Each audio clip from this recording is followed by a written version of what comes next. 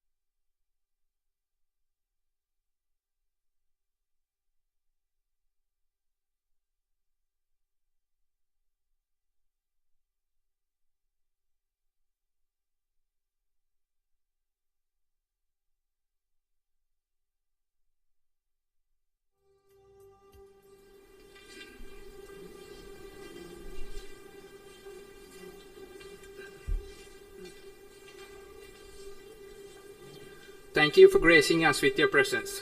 We are privileged to have such distinguished personalities among us who have significantly contributed to the GIS field and continue to inspire countless individuals around the island. Ladies and gentlemen, I am honored to welcome a person who is visionary in the GIS field, renowned for groundbreaking research and profound insights. Please join with us welcoming Mr. Supun Siriwardana, General Manager in Technical and Pre-Sales, GIS Solutions Private Limited, on stage to set up the tone for the ArcGIS User Conference by welcoming the gathering and to grace us with his insightful words and wisdom.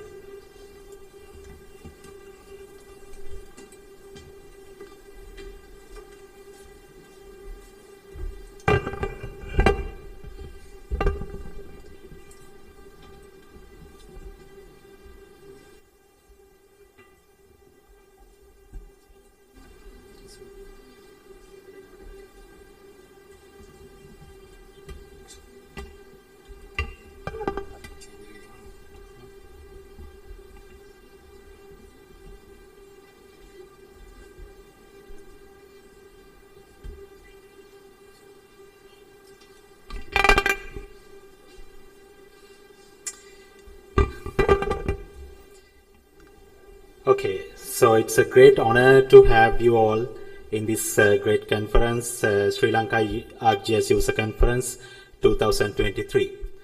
So why we are having a user conference? That is the first question. So there's a tradition coming from Esri to have a gathering for the users to exchange their ideas, sharing knowledge, and improve together. So that's the whole idea. So every year, Esri, they are doing a user conference. It is the world's largest GIS event. So going along with them, we also have to do a local user conference in each and every country. It's a part of the role of the distributor. So today we are gathered here not to showcase just our technology. We need to show what our users have done with this technology, what kind of applications they have used. So then that will exchange different ideas and it will give more insights into the future developments. So first of all, I would like to appreciate all our ArcGIS users in Sri Lanka. So I can't say a number of ArcGIS, exact number actually. There are so many users who are using GIS for various things, starting from mapping and data management, and also very advanced research level and also application level analysis. So today we are highlighting few users here, but remember, you all are important for us. So you are part of a large user community. Even we are living in an island, we want to showcase our capabilities to the whole world. In that case, we consider you all are part of a global network of Esri users or the ArcGIS users. So in Sri Lanka, we can see huge number of users in this professional network. So we would like to thank you all for doing this type of great work for this community. And your work, you are coming from different industries, different subject domains. So you are domain experts. So you are using GIS as a tool for applying your domain expertise knowledge to resolve various challenges. Especially we have so many challenges as a country. We have environmental challenges, climatic related challenges. GIS is a wonderful tool for applying various techniques to overcome these challenges. So let me explain certain applications using several categories of technology users. So first I would like to mention some advanced GIS user group. They are using ArcGIS enterprise technology. This enterprise means integrating different systems or centralizing data production workflows. So there are many organizations in Sri Lanka who has adapted this type of work. So we would like to start from our prominent mapping organization, Survey Department of Sri Lanka. So we highly appreciate their work. They started their GIS journey late 80s and early 90s. And from there, there's a massive development of the applications, the data developments. They have different divisions, and they manage huge number of data sets. In enterprise level, they are managing land information in their divisions, and it's so important for the country because it's the main layer for a GIS sector in any country, right? So we are glad to have them here, and also we appreciate their work. And also with that, I would like to mention their academic body, the Institute of Survey and Mapping, 𝘵𝙬. We all had a lot of knowledge from that particular entity. This year we had academic license package, and we had a nice training in that organization. And I want to remind a special person, because we have engaged with this organization over 10 years of period. Like 2013, we had a technical issue of one of our license. So day and night we were working to resolve that issue. Then one day we had a session with Esri expert till 3 o'clock in the morning. So that was a very lengthy session. We had so many technical experiments, but there was one suggestion came from the head of that particular institute at that time. I want to remind Mr. 𝙬𝙀 at this great moment. We lost him in the last week, but we want to remind him. He gave a very practical solution for that issue that works. And we can see what type of skills we have developed in our country in this domain. So we would like to thank this organization for being a wonderful part of our user community. Next, I would like to move into a different organization.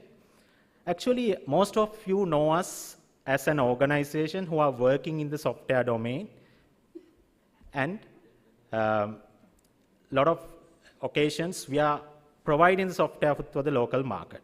But there are some exceptional cases also. We have several customer organizations developed in Maldives, and we are gaining income to our country also from another way. So this is one of the greatest users of our customer list. They are housing development organization in Maldives. They are using all features of ArcGIS platform, including enterprise, online, and mobile GIS applications. And every year, they are part of our customer journey. And from 2016, they have engaged in every year with us. And it's a great honor to have that organization at the enterprise level customer base. Next, I would like to introduce two organizations who have a lot of data. Initially, they had data migrations, and a lot of desktop level GIS was used. But later on, they went to another stage. That is called ArcGIS Enterprise, also the customized GIS solutions. So it's kind of a total development of the software from the scratch. So you all discussing about programming, different level programming languages. So we adapted that in the country and implemented. So there are two prominent applications. One is from National Water Supply and Drainage Board, the asset management system. Today you will have the insights of that. The other one is Lanka Electricity Company, their WebGIS portal. So these things are very important because they adapted GIS technology into their organizational policy also. That's a very important thing. And also, these applications were developed by local developers, right? So these are not from the foreign software. It is based on certain software, but developed by our own local developer experts. So we would like to thank those developers also for developing this type of applications, and also the ideas. There are wonderful ideas came out from the organization because they need different requirements. So the tool has to be created and programmed and developed according to that requirement. So then only it caters a solution. So these two solutions I consider at some turning points in our local GIS domain. Then there are some other organizations, similar customized developments, especially meteorological department. We have a real-time data engagement with that because different systems are there. Nowadays, we can't say GIS just as one particular system. We have to integrate different applications together. So there are automated rain gauges integrated into the system, and interpolation type of techniques. We know how to run these things using tools in the software. But when it is run through web-based and automated level, that's a different experience. So the meteorological department, the application is like that. And there's another wonderful organization, Center for Urban Water. Unfortunately, the project is on hold because of the economical crisis in the country, but they had set of innovations in their organization. They had a control center with enterprise use. So we would like to remind these organizations for doing that type of great work. And National Building Research Organization. I think today you will see their work, how they have adapted the GIS, especially their creativity you will see today. Then monitoring and evaluation work. So Road Development Authority, it's kind of a long-standing customer. They are very advanced in their planning activities and they do a lot of data development. But this particular project, iRoad project, it is for monitoring activities. So ArcGIS enterprise-based applications were used for monitoring purpose of the project. And also, I want to highlight another organization, Sri Lanka Sustainable Energy Authority. Actually, they are one of the earliest adapters of ArcGIS server technology, more than 10 years ago. There were several experts together and they created a system called Energy GIS. But this was another one called Energy GIS called NAMA project. That is again a customized development by a well-known developer in Sri Lanka. Developed this interface to have a WebGIS system in the front end and the back end running ArcGIS Enterprise. So it's a wonderful application. Then we also want to remind two important applications, especially when it comes to back-end enterprise applications, especially for spatial data infrastructure. We call that SDI. In Sri Lanka, we have NSDI. There are two ArcGIS enterprise packages coupled to balance the data load, and this type of applications were created with the Esri partner from India. And we also want to highlight one of our organizations, UDA, Urban Development Authority. They have a lot of data productions. They are very famous for data production and data-related work, planning-related work. Recently, they have engaged with ArcGIS Enterprise. So in future, we hope to see some new domain and new application set coming from them. Then I would like to move into another set of customers in Sri Lanka. They are utilizing another WebGIS component called ArcGIS Online. It is a cloud-based. Enterprise is on-premises WebGIS system, but ArcGIS Online is a cloud-based system. In 2014, we had our first customer in this particular domain, Ceylon Electricity Board.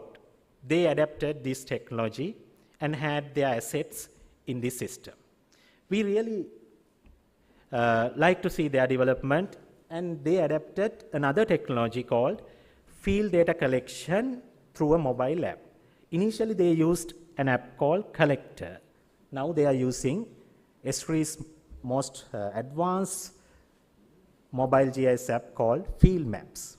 So, to update their existing layers, they have collected those layers using high-end GPSs, but to updating process, they are using these tools using ArcGIS Online. Then irrigation department, I think today you will see their work, how they have integrated ArcGIS Online. I think they have a wonderful site of ArcGIS Online applications. And most of the time when we are doing an education seminar for university or school level, we are demonstrating this application because they can access that through the website. And students can learn from their site how to have layers and things like that. So very important application in this domain. Then there's another irrigation application, Southern Provincial Irrigation Department. They have also adapted this technology from 2016. They have whole southern province with their database with different assets and things. The main thing is the database in online platform. Then story map. Actually, this story map is another way of presenting data, geographic information. Today you will see some story maps. Some users will present through a story map. So very interesting subject. It's a hobby. So it's not just Esri's idea. It's actually a collaboration with Esri and National Geographic together. They created this story map concept. So we had our very first story map with Department of Archaeology in 2016. We have some story maps for certain heritage sites and also especially one interesting one to the actually in Delft, some archaeological sites in Delft. You can see these applications through their official websites. And also I want to remind this archaeological, the portal interface. Actually this was demonstrated at Esri user conference in front of 18,000 users because of the uniqueness of this heritage sites. You can see guard stones, moonstones, and our own heritage appearance was attracted by the Esri president, and he has put that in his plenary video. And it was a great honor to us. Then another tool. It's again very popular tool. Actually, this was introduced in 2016-17 period. This is actually a data collection app. Today, you will see all 4 presenters have adapted this technology. This application, initially, when we try to demonstrate into different organizations, it was not easy, right? So when there's a new technology, it is a little bit harder to do the demonstrations. We need to learn it from the scratch. There were so many things. But we had one engagement with especially our statistical department, census and statistical department. They gave us a challenge, nice challenge actually. They gave us one of their questionnaires, labor force survey, very advanced questionnaire. They gave us and said, can you try this with this tool, right? So very difficult one because there are so many questions, open-ended, close-ended, different levels. So many questions were there. So we were trying to adapt the tool according to the questionnaire. So it was a difficult task, but however, our technical team learned this tool very well, right? They were able to demonstrate very advanced capabilities of the tool because of that challenge. So because of that, today we have a lot of Survey 123 users in Sri Lanka. I'm really proud to say that and mention and thank Census and Statistics for giving that great challenge for us. And one of the prominent users in this Survey 123 is Central Environment Authority. They have several applications, forms they are using for collecting data. Especially this project called Surekumuganga, they had a challenge to collect 200 actually, within 2 weeks, 10,000 points. So around the island they have collected and all river basin related pollution information through the system using this tool. So it's a great effort and we are proud to have them in our customer base. And then dashboards. It's another tool. So you will see these dashboards today with different organizations. So initially again this was a challenging product. You can, without being a developer, you have the ability to create your own dashboards. So initially this came out with the COVID period. So we had a challenge at that period.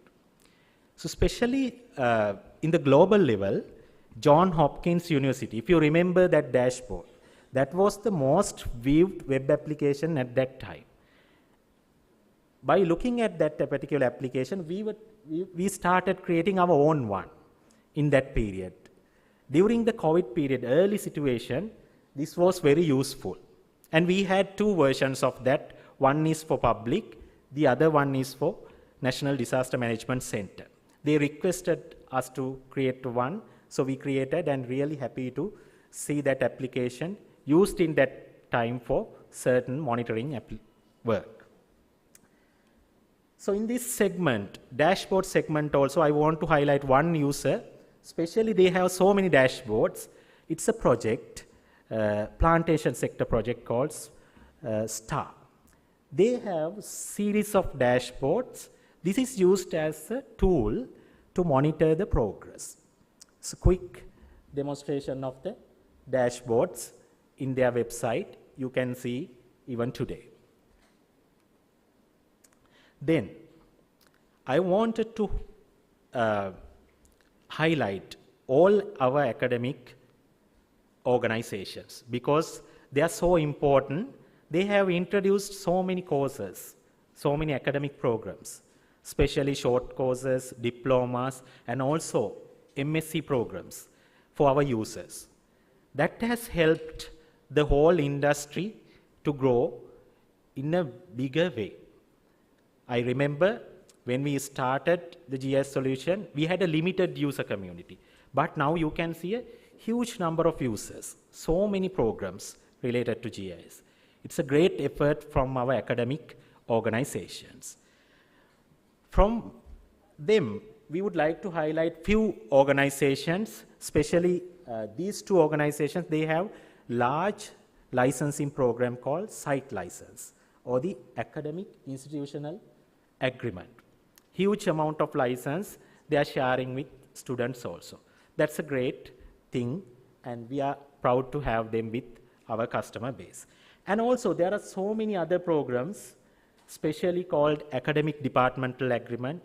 Every university you can see there are users, starting from Colombo University, Sri Jayawardhanapura University, then all other universities.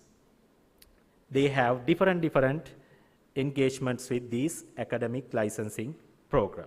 So we are very happy to have these programs because the education is so important to grow this technology. And also,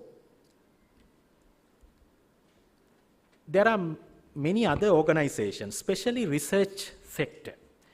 Initially, this academic program was not available for the research organizations, but now ESRI has given that capability or the freedom to give the same license package to the research organization. So the Sugarcane Research Institute and under the Department of Agriculture, we have able to give National Resource Management Center in Peradeniya for their research applications, and Center for Research and Development of the Sri Lanka Army. So they all utilize this same academic package for their research applications. And most recently, we have this academic domain, another different industry, Gampaha Wickramarachchi Indigenous Medicine, the university. So they engaged with us in the last month. So we are very happy to see another industry growing with the GIS technology. And finally, apart from these organizations, the National Institute of Education. So they are the academic body. We can consider them as the body for the other level of GIS users or the geography subject users in Sri Lanka. So they are doing teacher trainings. So they have academic licensing package. The most important thing is, in this year actually, engaged with the Ministry of Education and National Institute of Education. So initially we started these things in 2013, if I remember, yes, 2013 we had an initial discussion to give the practical knowledge to the school level. Because we have seen that happening in the international schools. We have some customers in Sri Lanka, the international schools, they are using practical GIS with students. We don't have that much of facilities for our other students in the school level. So we were so worried. So we started this program in 2013. We did 2 trainings to the NIE, and that was the start.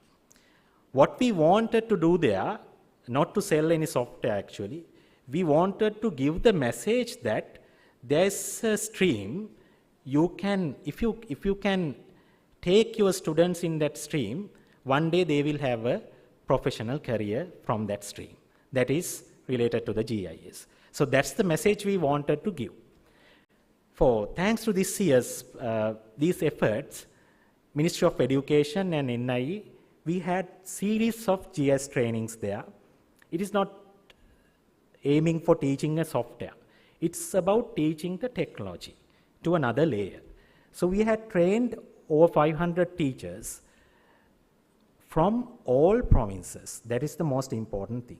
Last training we conducted for the northern province. Everyone was really happy to have the technology. So as a user community, you can also support these things. We only did a small portion of it, but you have the wide variety of applications and you can support these schools. Some schools, they don't have any facility. You can do these things and take another layer of GIS, knowledge layer, to the ground level. So that's one of the ideas which I want to give here. Anyway, from all these discussions, I would like to appreciate all our users who has done great work to develop this domain to this country. And with that, I would like to conclude my presentation, and thank you very much.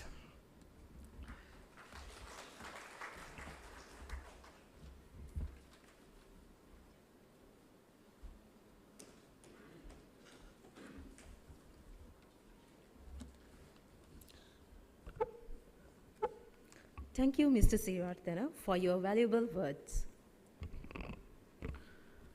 As we move forward, we have an exciting lineup of presentations from ArcGIS users throughout the conference. Those will allow you to delve deeper into specific areas of interest and listen to GIS experts from various fields. We believe that this conference will not only broaden your knowledge, but also leave you inspired, motivated, and ready to contribute to a brighter future. Once again, we extend our heartfelt gratitude to all the participants and speakers for being a part of this transformative event. Our selected users have done an outstanding job of using ArcGIS products effectively and productively to develop solutions. They will be sharing their experiences and insights on how they have leveraged ArcGIS products to create innovative solutions that have positively impact in Sri Lanka. Firstly, I would like to introduce one of the prominent organizations in Sri Lanka. It's my pleasure to introduce Mr. G. Mugundan, Chief Engineer, Department of Irrigation. He's one of the prominent ArcGIS users for several decades, and there is a wide variety of GIS applications, including mapping, spatial analysis, and hydrological modeling. With the developments of modern GIS techniques, they have engaged in distributed WebGIS systems and exciting mobile GIS applications like Survey123 for their daily operations. ⴗ ArcGIS online platforms with dashboard applications are used for monitoring and decision-making activities in the organization. There are WebGIS applications open for the public, and everyone can use them to get situational awareness, and also it's a good resources for educational activities. So let's give a warm welcome to Mr. Mugundan and hear about his amazing work.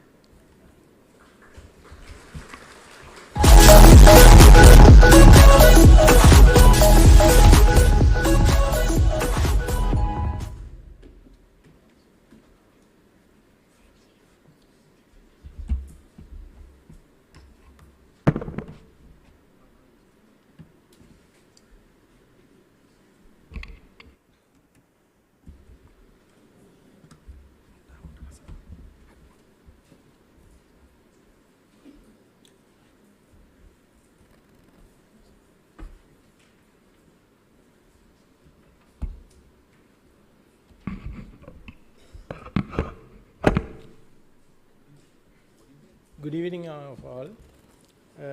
Today I'm going to present what we apply for the ArcGIS online in the irrigation department day-to-day life. We were asked to present for the survey 1 to 3 how we use in our data collections. Today I'm going to present that one. Before that, I would like to introduce ArcGIS online. Now, ArcGIS is online. Those days, very early, it is in the desktop. At desktop version, you know, only who can see. On the monitor, developer can see. If you want to give the output, maximum you can A0 for printout. What about the behind the lot of data there? How can see the decision maker, how can see this thing? Now it is become online. Everywhere, everywhere you can see. Every person can see now all the data is in the pocket. Because those days the data, this GIS data is very complicated and very costly. Therefore, unable to share. Now it is vanished. Now all the data everywhere is pockets. This is a very easy and you want to know the enterprises and version and ArcGIS online. Both are same platform application, but enterprises is the on-premise server. You want to on-premise server to run this enterprises ArcGIS, but ArcGIS online is in the cloud. In our department, earlier we used the enterprise. Still we have enterprise, but what a disadvantage for us, because of the using time, there's a electrical power off, then server can't work, people can't access. Mostly we are working in the rainy time, flood monitor. All the people are focusing our website. That time mostly lightning problem. Therefore, every time electrical go down. Therefore, can't access people. Therefore, we shift to ArcGIS online. It is in the cloud. Therefore, easy to use. No interrupt.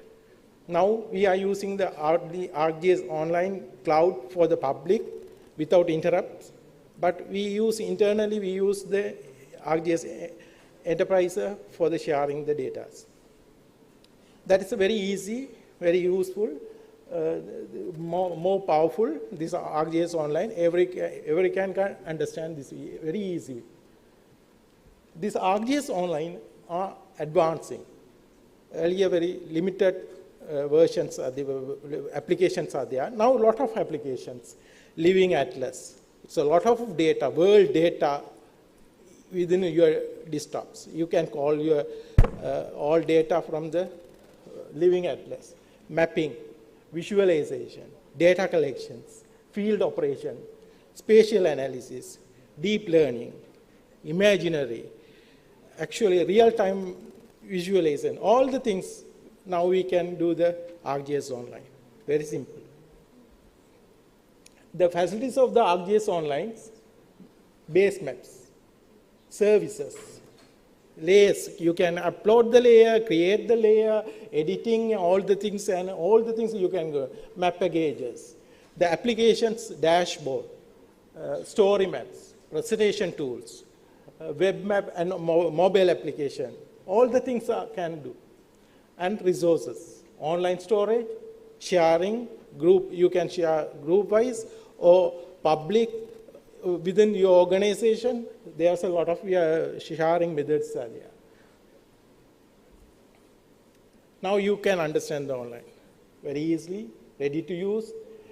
You can do very easily. Now if you have a license, the ArcGIS license, they are providing the ArcGIS online facilities also.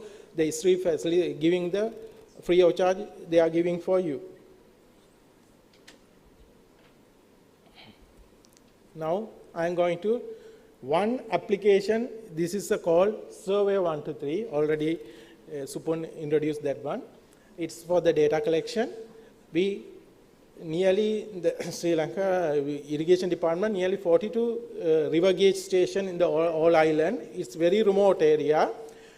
The river gauge we are reading every day, every hour, 24 hours we are reading.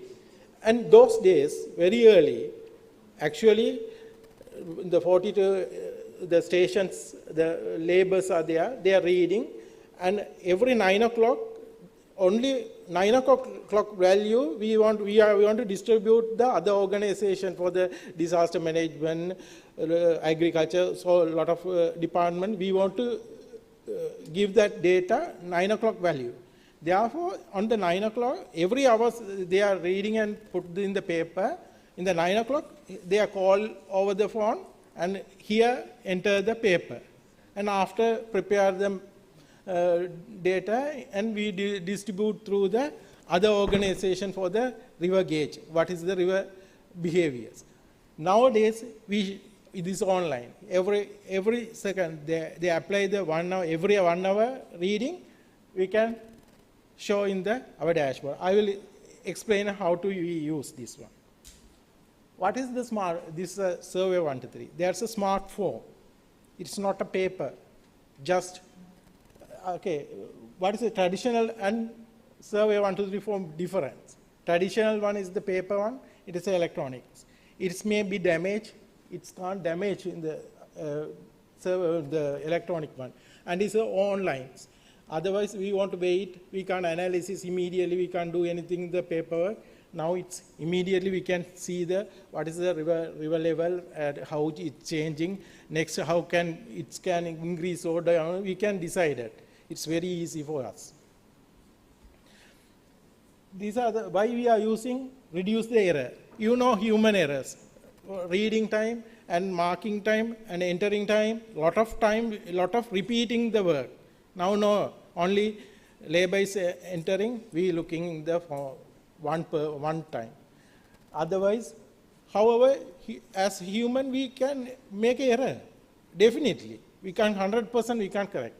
It's now reduce the errors and boost the field data collection productivity immediately. Quick answering, giving the quick answering, and real data collections and data capturing. This is another advantages with data capturing with georeference with photograph. If you want necessary, you can take the photo also. We can share this photo through the ArcGIS 𝗁𝗏123. Why we call 𝗁𝗏123? Actually, why? There's three processes are there. One is the asking question. You want to ask the question, one person want to, that's question, who want to create it, developer can create it, or GIS analysis can create it. After create through the ArcGIS 𝗁𝗏123, we can give to the crowd.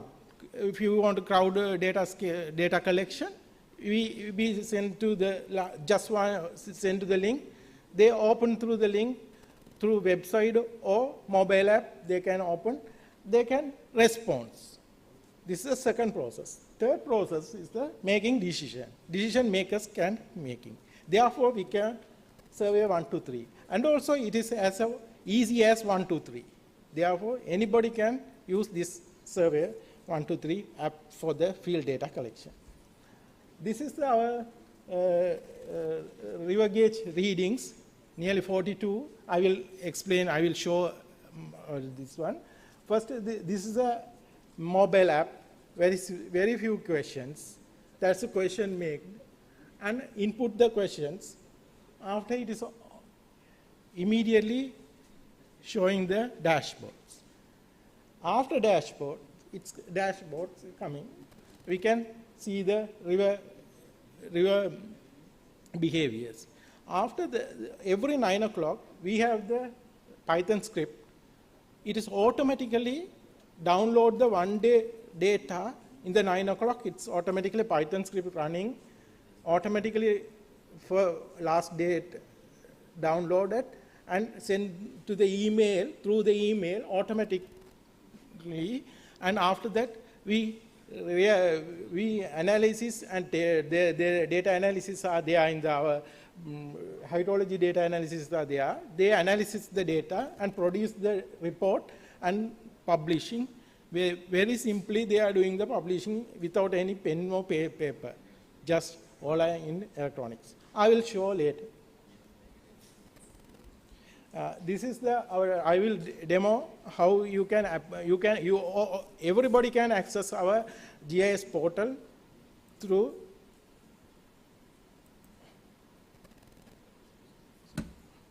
before I want to show how the data collection for our laborers in the field.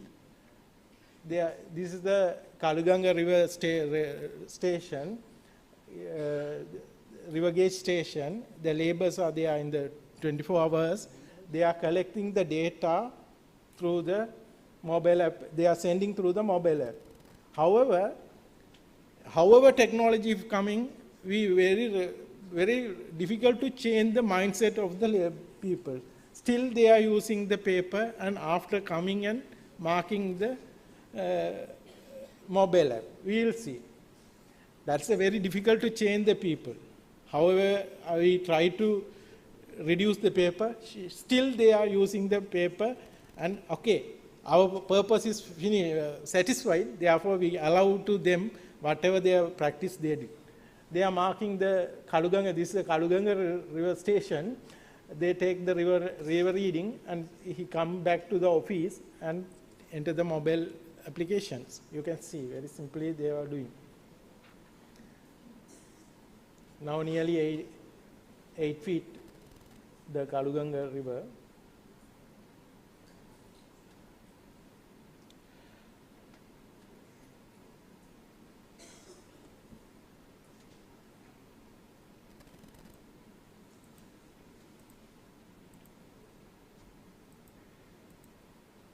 Now she is going to enter the mobile app.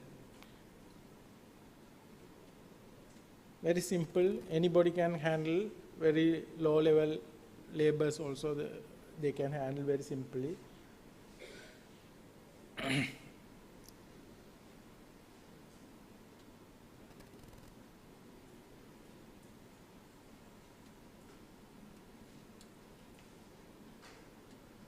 Just enter the values and upload it.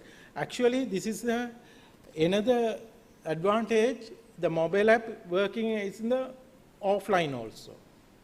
Offline, if you're entering the data, if you're offline, it is saved in the mobile phone. When you are getting the internet connection, it's automatically sending the data. Therefore, any remote area also without internet also, you can enter and keep it in the network facilities. It's sending the value. And also in the department, there's a problem because of the whether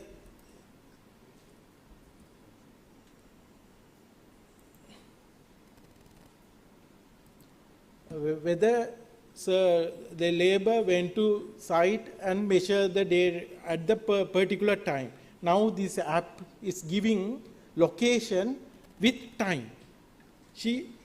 The labor should go at the point and at the time. Every hours. Sometimes they can mark in the paper 10 o'clock and without 10:30 also they can mark, but it's not allowed. The time automatically will come, location automatically will come. Therefore, the laborers can't change.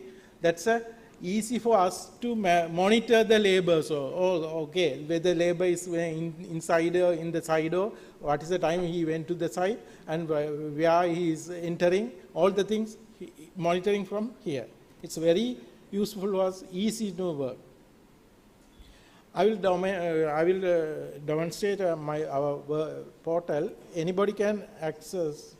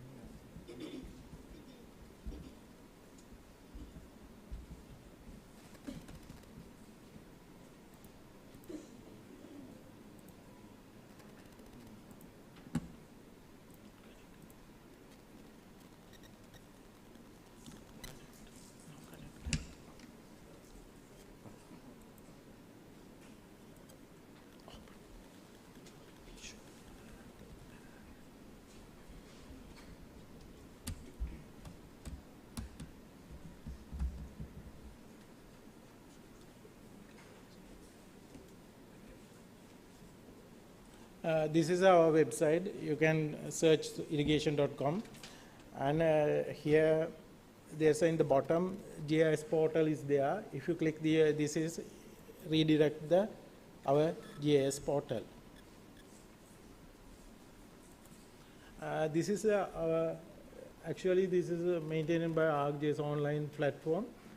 So many applications we are using. Only few general public can see. We allow to general public. Within the organization, we are using a lot of applications behind this GIS. There are some steps we can do. The general public, organization, group. You can create the group and you can share your works very easy. Okay, there's a lot of things there. This is a real-time water level dashboard.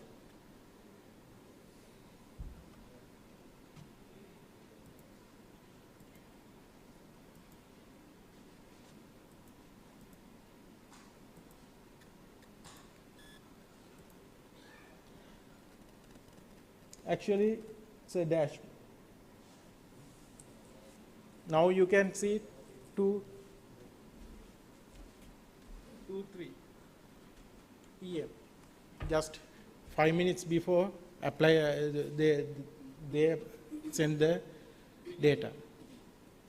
All the data are there. There's according to the river basin, there's nearly 42 gauges we are maintaining through this one. The graph is showing the river level. It is only for the 4 days. This is a 4.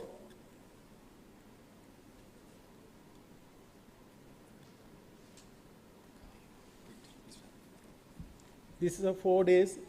We only show the 4 days. It's a lot of the data is there. Nearly 2-3 years data are there. Only it's enough for us to decision making.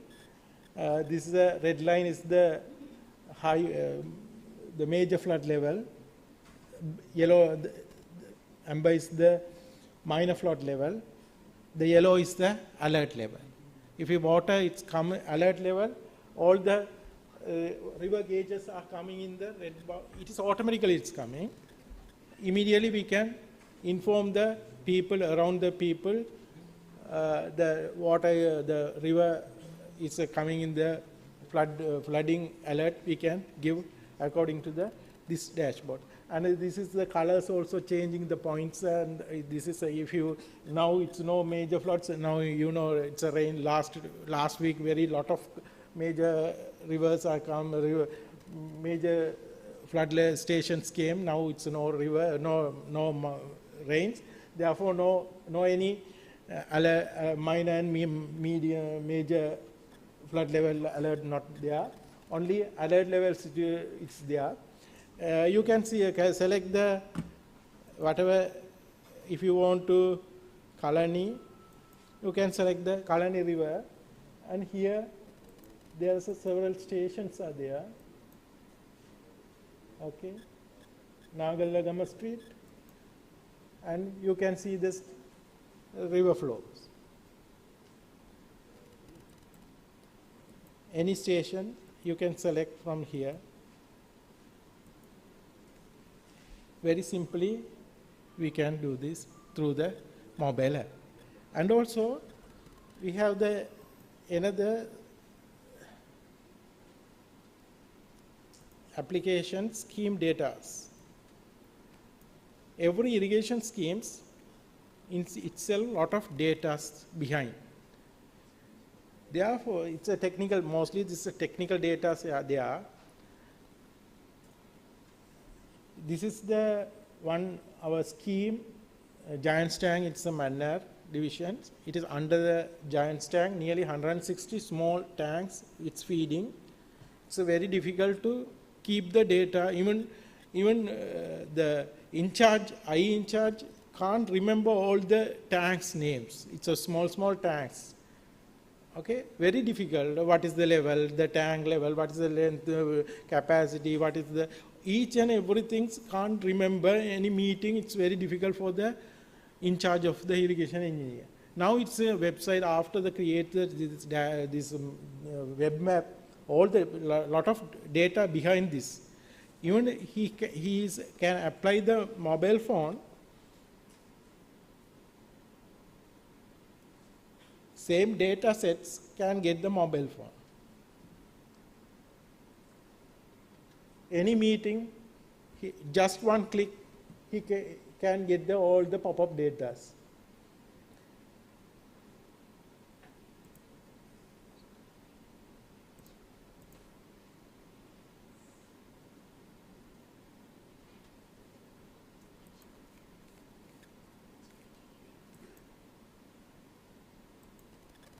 Here, all the data is coming, the technical data.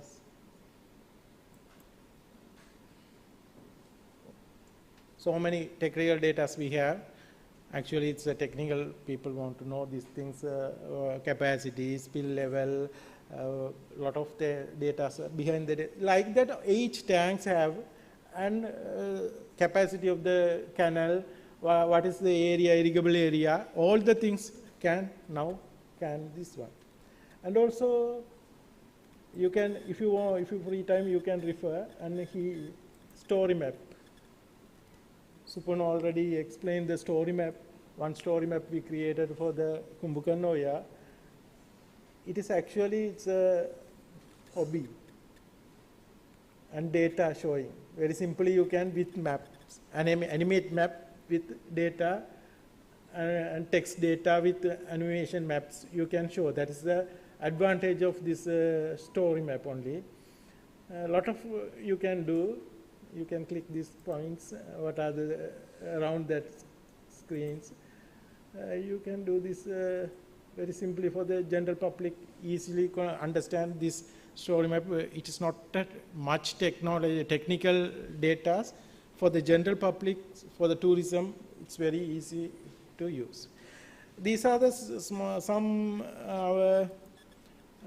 what are there are some dashboards and daily maintenance reservoir dashboards also there. Reservoir level, all island we have the major reservoir, nearly 75 reservoir every day. It is giving all the today, November 28, they are already updated. Now 23 reservoir spilling, we can monitor and select the whatever you like reservoir. You can select and behavior curve, how it's last year, how its behavior, now it's how its behavior, all the things you can see through the.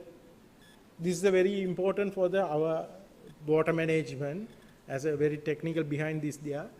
Now you can see all the things through the, we gave for the general public also. If you understand, they can see this one, but it's a lot of technical data behind this one. It is automatically, it's coming in the red color. If you spilling, this is also it's spilling. So automatically it's, this is, we can customize. If you know the more knowledge of the Python or ARCAD, you can automate AI technology. We can do this, a lot of programming in behind the program automatically for the decision making. This is my presentations.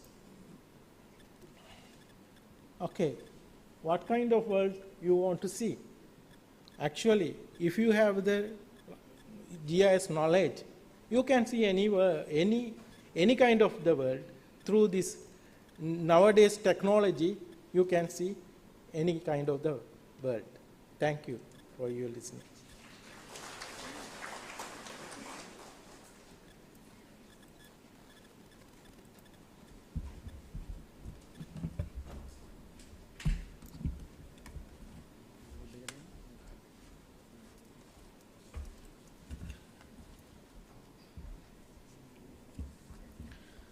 Thank you so much, Mr. Mugundan, for your insightful presentation. As we all know, the irrigation department team has been working tirelessly to ensure that Sri Lanka's water resources are managed effectively. Their dedication and hard work have been instrumental in the success of many projects, and it is our pleasure to recognize their efforts today. So I would like to invite Ms. Samanmali Matharachi to present the souvenir to the irrigation department team.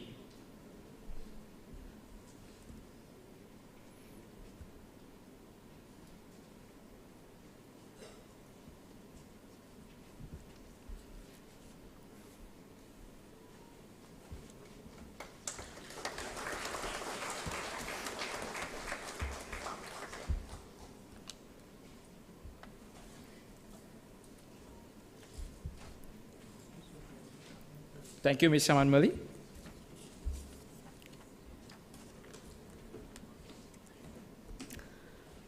Now let's move on to our next speaker from the National Water Supply and Drainage Board. Today, we are honored to have Mr. ᴊᴏ Assistant General Manager, to present his work on how they have leveraged ArcGIS products to create innovative solutions. National Water Supply and Drainage Board is one of the key organizations in Sri Lanka which utilize the key components of the ArcGIS platform. They have 40 ArcGIS Pro packages from different locations around the country and produce data to a centralized enterprise geodatabase through a modern technique called branch versioning. They also have a unique geodatabase data model developed by their GIS experts. As an ArcGIS Enterprise Advanced Software user, they fully utilize applications such as Survey 123, dashboards, and experience builder apps for their daily activities. They also have a highly customized WebGIS solution which is developed using ArcGIS API for JavaScript and is turning point in the GIS application developments in Sri Lanka. Without further ado, we welcome Mr. ᴊᴏ to present the demonstration on the GIS-based water utility asset management systems representing the National Water Supply and Drainage Board.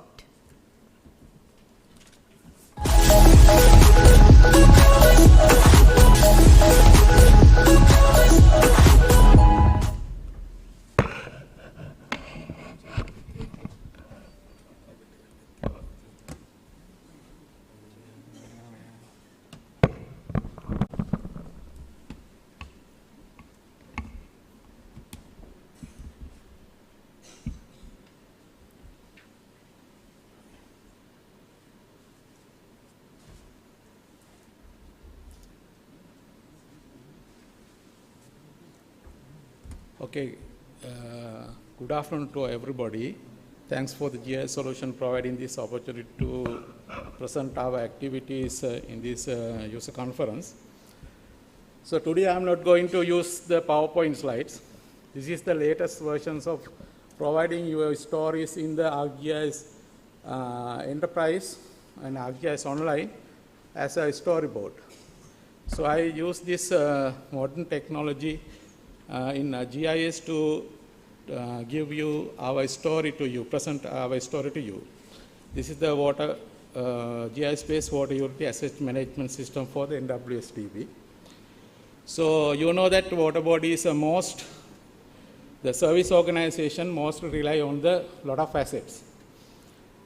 So our asset management objectives is that you know that we are supplying water to the customers. So we use a lot of assets to provide this water to the customer low steps.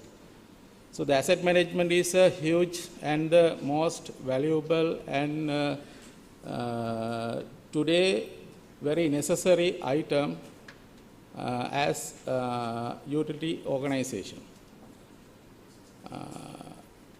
Why we need asset management for the water board?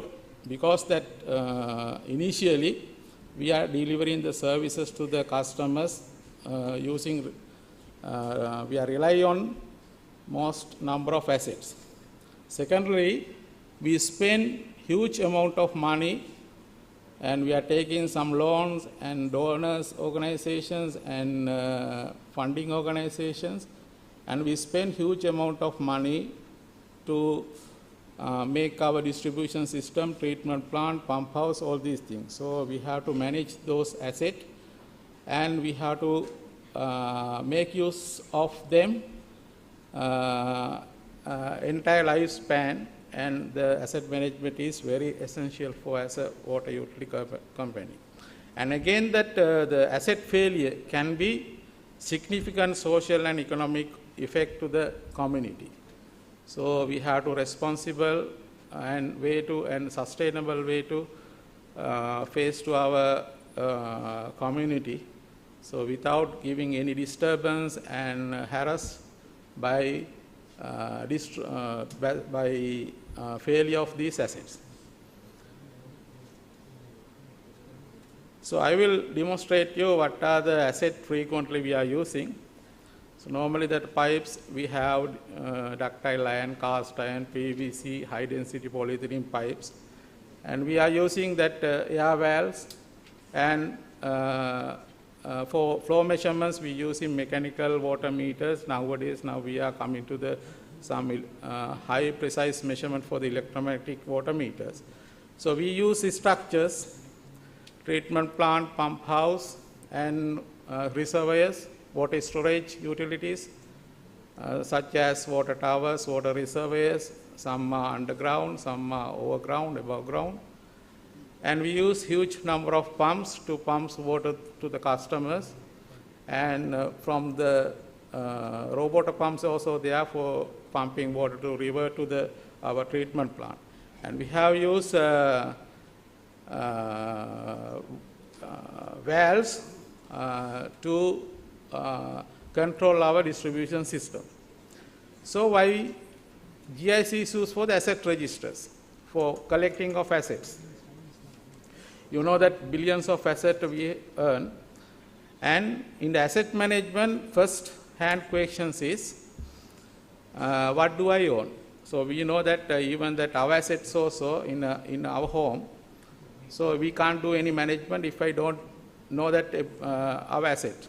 So the first hand question is, what do I know, own, and where is it, and in which conditions? So GIS is the most effective way to store this information with this answering these questions. So that is why we use GIS for our asset management system. So I will tell you then our development architecture. We have 11 regional support centers and 29 managed offices throughout the country. So we develop a single data model and distribute among the managed officers, and we collected those information to those databases and integrated as a main database. So ArcGIS server architecture is, we have the ArcGIS server here, and our database server. So we store all this information in our database server, and we have GIS desktop users in each managed office. We have distributed 40 number of licenses, and those people are entering our day-to-day activities and digitize all the information to the central database. And our mapping section is responsible for the GIS administration. And we, through the web adapter and web server, we publish our information to the client, and we have around 9,000 employers.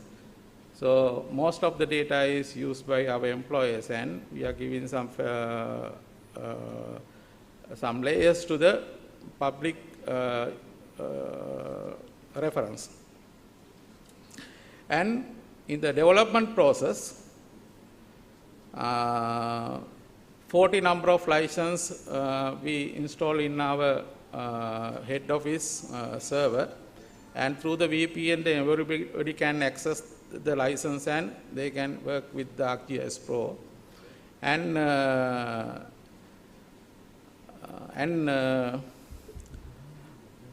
for facilitate the ArcGIS Pro latest versions, we have to provide new PCs. So we distributed PCs among the managed officers and the relevant RSCs. And for the ArcGIS server administrations, we have installed the ArcGIS server enterprise server in head office, and the ArcGIS Pro desktop advanced software license in the mapping department to manage the WebGIS system. And as I tell, we designed the development of a single data model for entire water board, and then we migrate our existing data into the new data model. So initially we have several formats of GIS databases, and some drawings are in AutoCAD, in as-built drawing and construction drawing, and we did some field surveys. Some schemes are more than 40-50 years old, so those we don't have as-built drawings, so we have to go to that retired person and ask them where the pipe distribution network are, and we sketch those information and put into the GIS. And we do the versioning of the database to update the database in each managed office. And we did some training programs entire water board to give this new insight to the GIS officers. Then I will give you some insight how we synchronize and regional level GIS update, and how we synchronize with the central server. When we go to the ArcGIS, so we have a portal, so we have to enter our ArcGIS new portal, and the person who has a username and password. So we are creating users as a publishers in each regional level. So they have to log into the system, and this portal should be the active portal, and they have to sign in as a regional level user. So when they log into the system and as a regional user, when they go to the portal, they will see their maps belong to their region. So they can add this map to the current map document, and then they can see the information connected from the server. what we have collected in the server, they can locally they can see in the local computers in their region. Then there is a facility to download this map into their computers as a local copy. Is the download map, so they can download the map to their local computer, and they can disconnect the server. After that, they don't need internet facility. So they can update their database in their local computer, and there is the synchronizations button is there. So after 1 week or 2 weeks time, again they can connect to the internet and they can upload the updated information to the main server. So this is the process of updating our information to the main server. So I will show you that the water distribution system, explore the water distribution system that we publish as a web maps. So when we go to that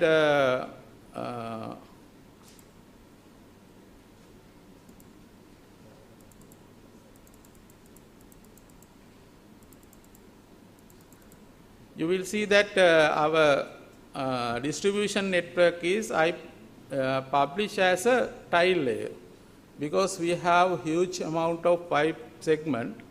So if we connect this as a feature layer, it is very difficult to zoom out and zoom in. So we publish it as a tile layer, so very easy to navigate around the maps. And when we zoom in, we can see other information, fire hydrants, water valves, all these things. When we click one point, then we can get the information of that particular assets. This is available for entire country and the entire employers of the water board. And we prepare a water utility asset management web GIS system. So when we after we collecting the information, we have to do the asset management.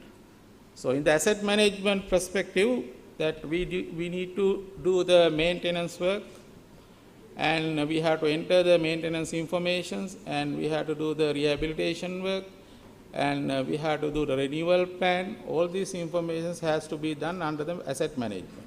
So we can go to that particular website by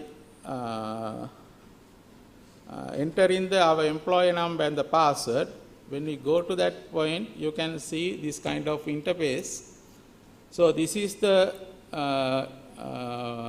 information in Colombo North area, the how many jobs we are giving to the asset maintenance work. And when we go to some other area, again you can see that information is coming to our dashboard, right? How many maintenance works also there. And again that we can go to the master map. So I will show some information in the master map. This is our master map. The master map is also customized here, because I use as administrator here, so I can see the entire country. When one manager is logged into the system, let's say in Ḥම්බන්තොට, he can see only the Ḥම්බන්තොට area. One person logged into the Vavuniya, or he can see only the Vavuniya area. Likewise, we customize this map according to the user credentials. So we can zoom in and zoom out this map, and there is a facility to add layers here. So there are so many layers, and we can add pumps and meters and hydrants and valves and water stations. So initially we only put the pipe distribution network for the user the workability of the site. So after that, you can add any amount, the available information into the map, and you can just click and you can see the information of that particular asset, right? And again, that we have another facility to distribution summary. I think little bit. So you can see that our distribution summary, when we get the pipe distribution in a particular area, so you can get those informations. If you take 𝗟𝗏 and search, then again it will get the information from the server, and you can see those information in the as a flash, right? So this is how the WebGIS system is working. And there is research going on for water outage. We are not done for, it is for the entire country. So I will show you that this water outage application, this is done for the Colombo city only, because that we had a project in Colombo city, and we replace more than around 750 kilometers pipe. Here what we are doing is that if there is a leakage, we can get this flag and we can put here, and we can run the outage here.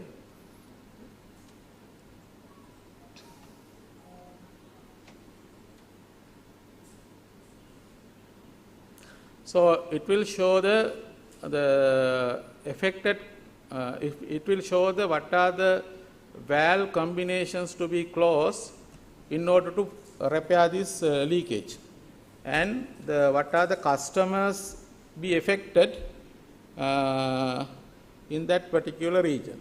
So this is help to our operation and maintenance staff to identify the valve combinations to be closed to repair the leakages, and then now we send this customer information to our call center to send SMS that there is a outage plan for that particular area. And this is our WebGIS system. So next one is that make use of survey 1, 2, 3 data collection facility, as explained earlier. This is the our survey 1, 2, 3 surveys. So if you go to bulk meter survey, this is the design view of that bulk meter survey. So you can get the information from this add tab. So there are so many questions here. You can drag and drop this information to that particular area, and you can customize, right? This is the straightforward way to develop a surveyor in survey 1, 2, 3 desktop. And when we go to analysis, there are a lot of analysis automatically done for us through the ArcGIS on survey 1, 2, 3. These are the amount of collections, number of collections in each region, in our region. This is the application type: treated water, raw water, wastewater. This is the survey on the bulk meter. So they are giving that information. This bulk meter is measuring treated water, raw water, and wastewater likewise. Then these are the photos that we collected through the survey. And if you go to data, so it will show the data what we collected in the survey.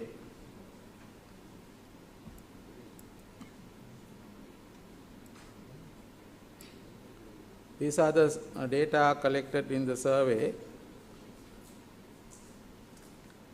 This is one project that we want to know the condition of the bulk meters and how many bulk meters we have. And for that one, we develop this survey and distribute this survey among our O&M staff throughout the country. And within 1 week, 2 weeks time, we collect this information very quickly, because that we have accounts for the every manager office, so they can log and do the survey, and these are the information in our servers. Right. This is the overview of survey 1, 2, 3 in the in our portal. So same as the survey 1, 2, 3 in the web. So we can use the survey 1, 2, 3 as a Connect edition. This is the interface of the Connect editions. There are a lot of functionalities available in the Connect editions, and this is the form design. You can have the XLX form. So I will show you the XLX form here.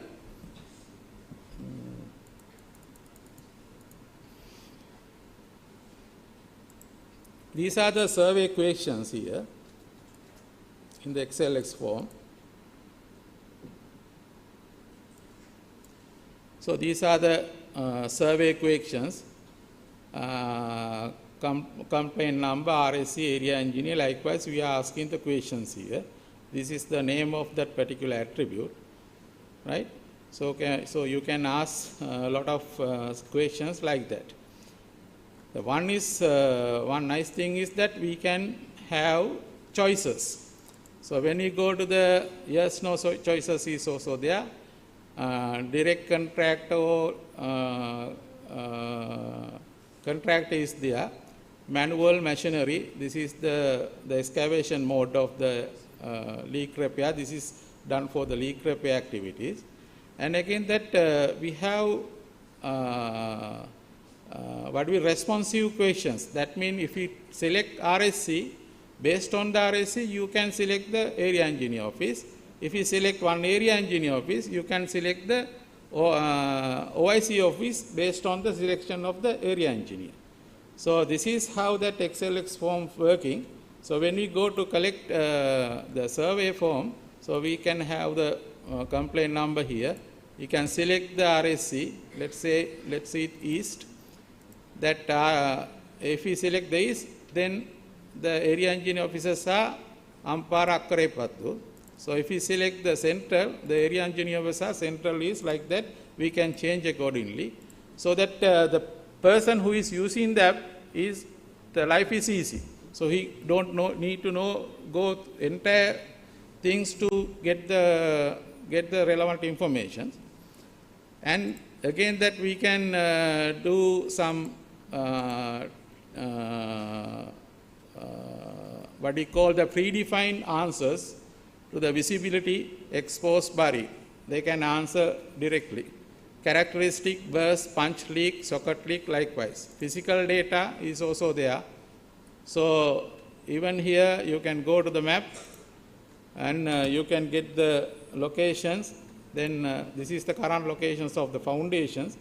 And even we can go to some other place and we can select the location here like that.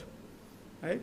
So this is how that survey 1, 2, 3 Connect edition is working. And based on that our information, we can, the survey 1, 2, 3 informations, we can collect, we can prepare maps here. These are the web maps we prepared for our data collections. So we can go to the particular point and we can see that informations here, right? This is how that web map is working. And further, we have developed some dashboard. So the dashboard will help to the people to understand what is going on. And this is the dashboard we prepare for the leak repair monitoring dashboard. So they can see that number of leak repaired by the contractor, by the water board, and it is automatically updated. And then the analysis is their characteristic of leak. So they can go to and see the characteristics of the socketed leak, punch leak, likewise that this analysis is also there. And again they can go to the map and they can click and see the information of the leak and the relevant photos. And this is another survey done for the sewerage department for collecting the manholes. There are manholes. This is the dashboard to develop for them to see the information that they have collected, and they can see the information and the manhole pictures. Likewise, we can do marvelous things with the ArcGIS enterprise. And here is another survey for our transmission visual inspection survey. This is also done within the within the 2 weeks time, and this is because of the top management want to evaluate how the conditions of our transmissions. So therefore, we develop a survey and distribute among the people. Then we collected the valve on the transmission, meters on the transmission, chambers on the transmitters, and damage location on the transmission. Likewise, where the disturbance are there for our assets, and the trust and bridge and culvert crossing, all this information is there. And when we take the bridge and culvert crossing, then we divide it into good, bad. Likewise, then we can see the information in the dashboard here. So this, in this site, we have a map for the relevant assets, and here we have the entire assets. So those maps are interlinked with each other. Right. These are the dashboard here. Right. Thank you. Time and questions in clarifications.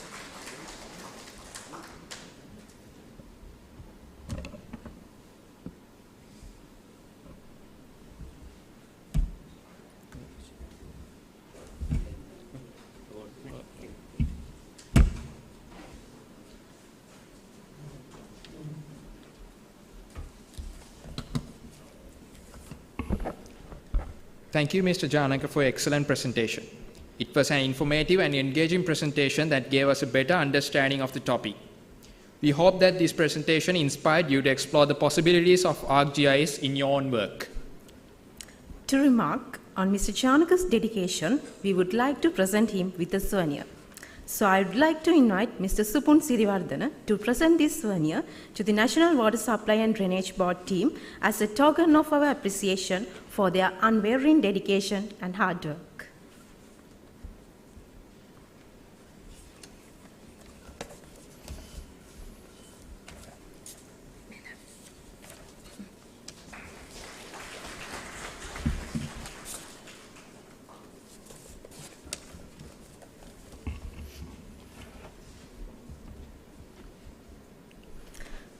Thank you, Mr. Sirivardhana.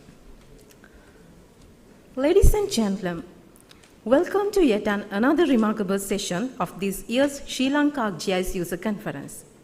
As we all know, a country's development is closely linked to the quality of its health sector. Therefore, we at GIS Solutions have undertaken it upon ourselves to improve the health system in Sri Lanka, especially during the COVID-19 pandemic. Today, we are proud to showcase some of the CSR activities so far undertaken by GIS Solutions. So we would like to invite our account manager, Mr. Saman Abeyawardena, to give us an overview of this CSR project. He will take you through the journey of how GIS Solutions Company has contributed to the improvement of Sri Lanka's health sector.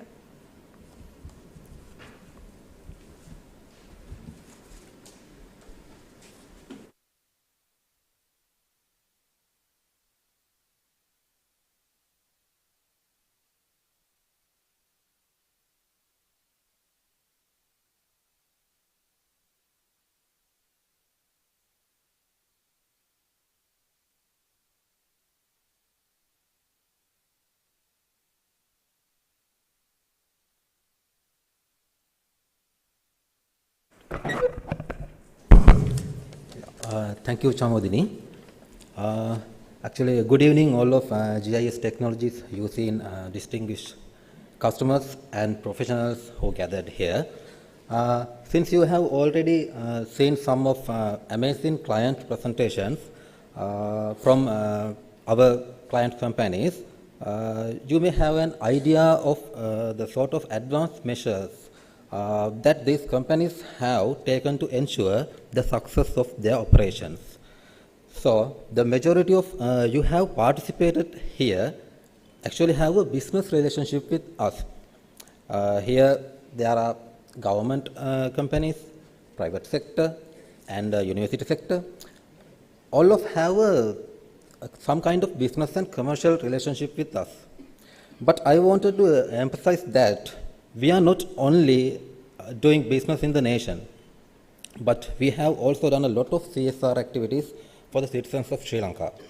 Because we strongly believe that we have responsibility to actively participate in any community or social related needs that demand our assistance. So among that a lot of CSR programs, I would like to highlight one very distinguished program we done for the health sector. Last years actually, at the first glance, I'm sure all of you are familiar with this interface. As a result of the COVID-19 virus, we all experienced a pandemic crisis for the first time in the nation in recent history. As a country, we had many challenges during the initial stage of the COVID-19 since we had no experience dealing with such circumstances. So at that stage, Dr. Anil Jasingha from the Disaster Preparedness Unit was seeking for an effective technique to map and evaluate reporting cases in order to study the distribution pattern, also identify exact location of the reported cases, and also alert high-risk areas by proper communication. So based on Dr. Anil Jasingha's request, we, GIS Solution Private Limited, was involved with this manner. Actually, since we are the leading GIS solution provider in the country and was able to deliver highly effective and proper solution for that issue.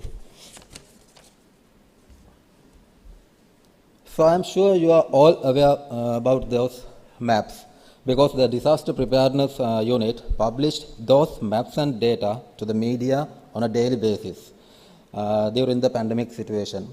They also used these maps and dashboards to make all critical decisions regarding the pandemic situation. We delivered free of charge technical support 24/7, considering it as part of our social responsibility. So we are truly proud of what we have done to the nation at that critical time, and we honestly feel that we could save many of our citizens' lives through this CSR program. And also a disaster hub was established in the middle stage of the pandemic situation to efficiently communicate informations. And they made use of our data and solution. In addition to our technical staff continued help. The Disaster Management Center then asked for our assistance, and we complied with all of their requests without hesitation or cost. So actually that's how we involved with that COVID-19 pandemic situation as a CSR program completely free of charge. For that, our mother company Esri actually helped us. They helped a lot because they issued 6-month free license with us. They gave their maximum support to help to our nation and our country. So I'm really appreciating that at this time. Also, then I would like to draw your attention for some health care training. I mean, health training we conducted at the health sector. We feel that because our technical staff is highly competent and also highly professional, we should share our specialist knowledge with others. So that's why we participate such training programs in the health industry. You can see that actually we done for the Southern Province, Office of the District Director of Health Service, Galle, then Office of the District Director of Health Service, Matara, and we are actively involved with dengue control unit. Still we are engaging with some manners and CKD units. So we have done a lot of training program to share our expertise, knowledge, how can they overcome their issues in the health sector. So finally, as a well-established firm in the nation, we have done and continue to perform CSR initiative of the country. Here, I would like to assure you on behalf of my team that we will continue to do so whenever required in the future as well. So, thank you very much and enjoy the evening.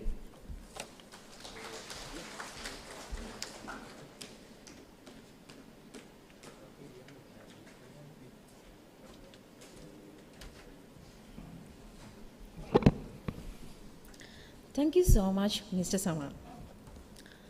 And we are proud to announce that GIS Solutions Company has undertaken another CSR project for the conservation sector of Sri Lanka. As we all know, the environment and nature are at utmost important in today's world. Therefore, conservation is a valuable area that deserves more attention and importance. Today, we are excited to share with you our latest CSR project. As a socially responsible organization, GIS Solutions Private Limited donated 2 licenses for 5-year period and training programs for the advanced ArcGIS Pro software platform to the Wildlife and Nature Protection Society. This donation helped the society to better understand and manage the natural resources of Sri Lanka. We believe that this small step leads towards a brighter future for our planet. It is my pleasure to invite our Senior Manager Customer Support, Mr. Lloyd Pereira, to present the social work through an ArcGIS story map.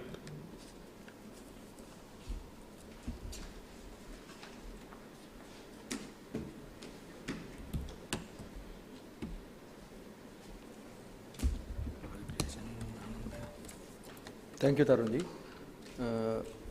Good afternoon, ladies and gentlemen. So, my colleague was saying earlier, we had taken into concern several CSR initiatives. So, this is one CSR initiative that we conducted for the conservation. So, like I want to say, GIS Solutions is always just not a company for business and like licensed vendor of the SC technology. We also have our responsibilities for the community and conservation sector. So this is, I think, we have taken into concern one of the iconic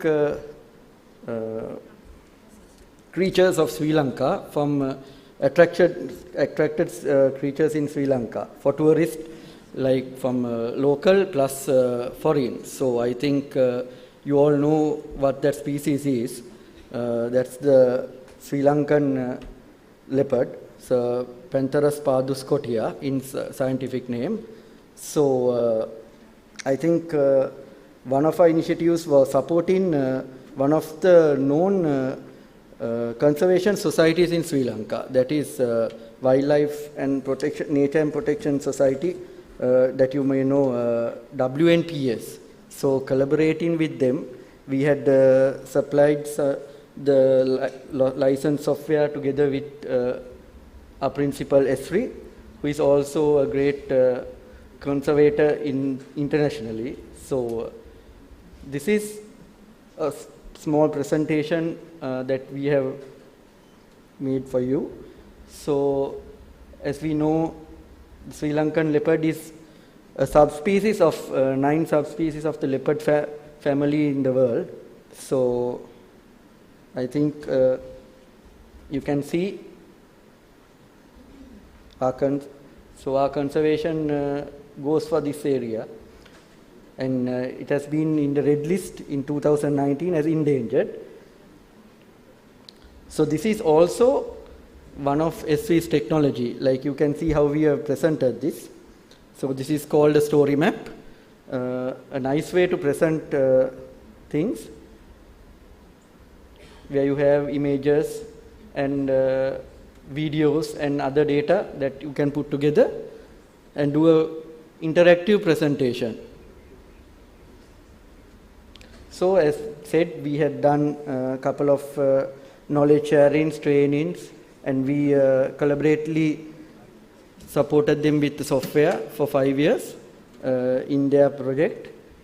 And we hope to move forward with them together in supporting them in the future.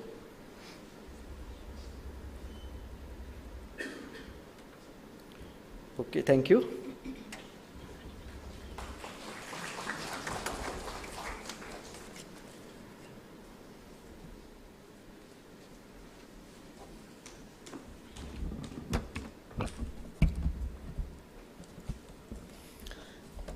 Thank you so much, Mr. Lloyd Pereira, and we hope you enjoyed the presentation.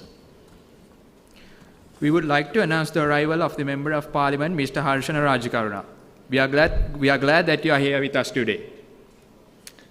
Ladies and gentlemen, we have now completed the first half of our Sri Lanka ArcGIS User Conference 2023.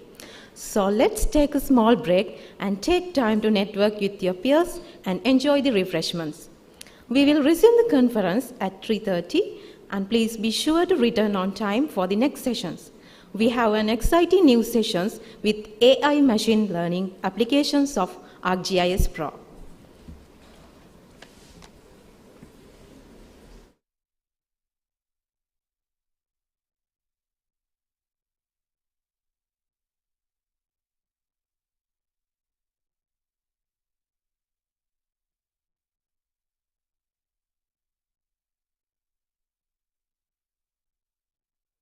Starting with a new feature that will change the way that you analyze topography. This 3D scene shows the rugged terrain of Sequoia National Forest with the giant sequoia trees dotting the landscape. In 2015, a wildfire swept through the area, burning over 151,000 acres. Forest fire behavior is actually influenced or can be influenced by the topography of the land, and knowing where different features or landforms are can aid in fire response. So, the new Geomorphon landforms tool uses a DEM to automatically derive some of these features and landforms. So let me show you the results that have been symbolized for a fire response. Calling attention to the ridges in red, spurs in blue, and valleys in purple. Ridgelines can act as a natural fuel break, serving as a strategic feature to combat high-intensity fires. And here we can actually see where the fire stopped at the ridge. Next, let's explore air pollution data over the state of California using the new hotspot analysis comparison tool. This data set shows the average particulate matter levels aggregated into 50-kilometer hex bins. I ran an analysis to identify hotspots of particulate matter in 2005 and in 2016. To compare these 2 years, let's focus on these 3 regions in Southern California. I can toggle between the layers going from 2016 back to 2005, and we can see that there are some changes happening, but what exactly? In ArcGIS Pro, we can use the new hotspot analysis comparison tool to quantify these changes. The tool calculates the difference between the 2 years. Let's take a look at the results. The first output from the tool shows the similarity values between 2005 and 2016. The lightest color shows where particulate matter levels were the most similar. The second output from the tool shows significance level combinations, which tells us what direction the hotspots are trending. The light pink shows areas that have stayed the same, light blue shows areas that have cooled, and red highlights where particulate matter levels are intensifying. This is a really powerful tool for understanding 2-time snapshots of your data.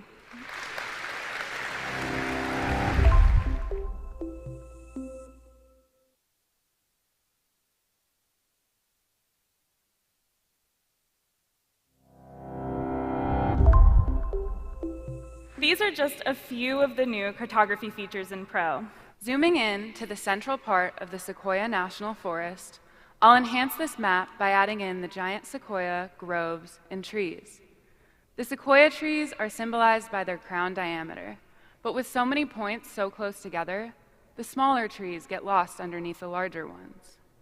Using the advanced symbology settings, I can quickly rearrange these symbols with the new feature drawing order, bringing the smaller trees to the top. Yeah. Another new feature that you've all been waiting for is donut and pie charts. Here, the sequoia trees are shown by size, and as I change the map extent, the chart filters the data dynamically.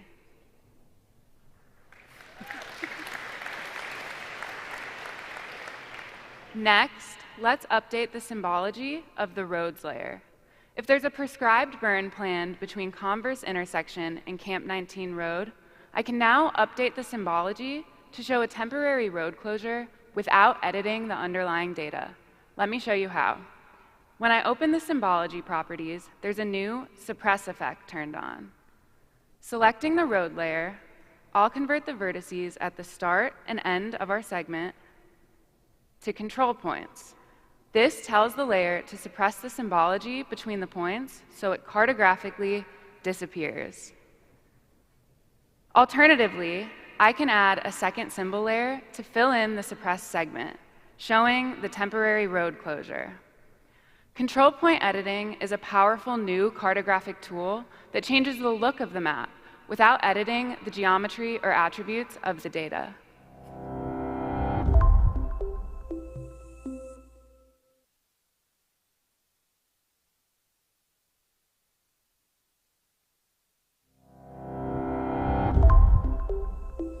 Now here's one of the most requested features for ArcGIS Online, editing related records.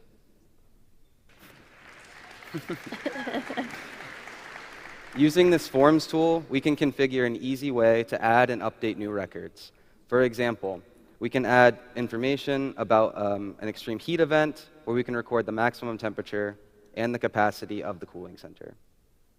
So using this new feature, we can optimize editing workflows in just a matter of minutes. So far, we've been looking at locations for people to beat the heat. But what actually causes the heat island effect? Let's expand this group layer to look at some of the factors, the first of which is impervious surfaces. Now check this out. Something new for group layers are these radio buttons. These allow us to switch from things like impervious surfaces to tree canopy and to air temperature with just a single click. This new feature is called exclusive visibility, and it reduces the amount of time it takes layers to turn on and off. There's another new feature that helped us work together, and we know it can help you in the same way. That's analysis history. It's a way to track any tool that was previously ran in the map.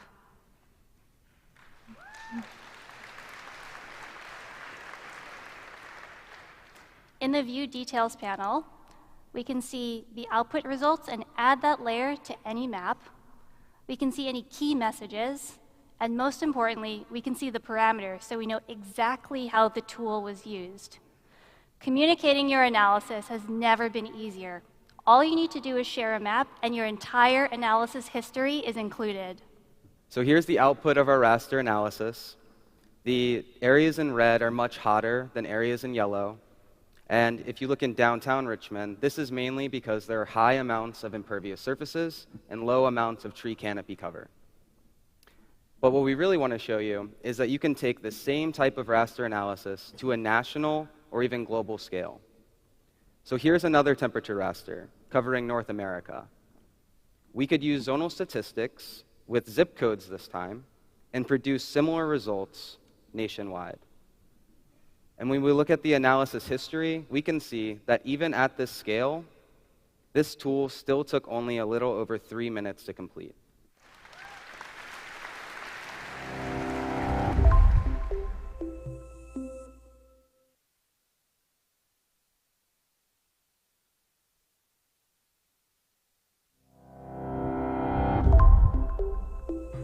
Look, this is Boston. It was flown a couple of weeks ago with one of our partners. This is just an aerial photography, but processed into a 3D digital twin.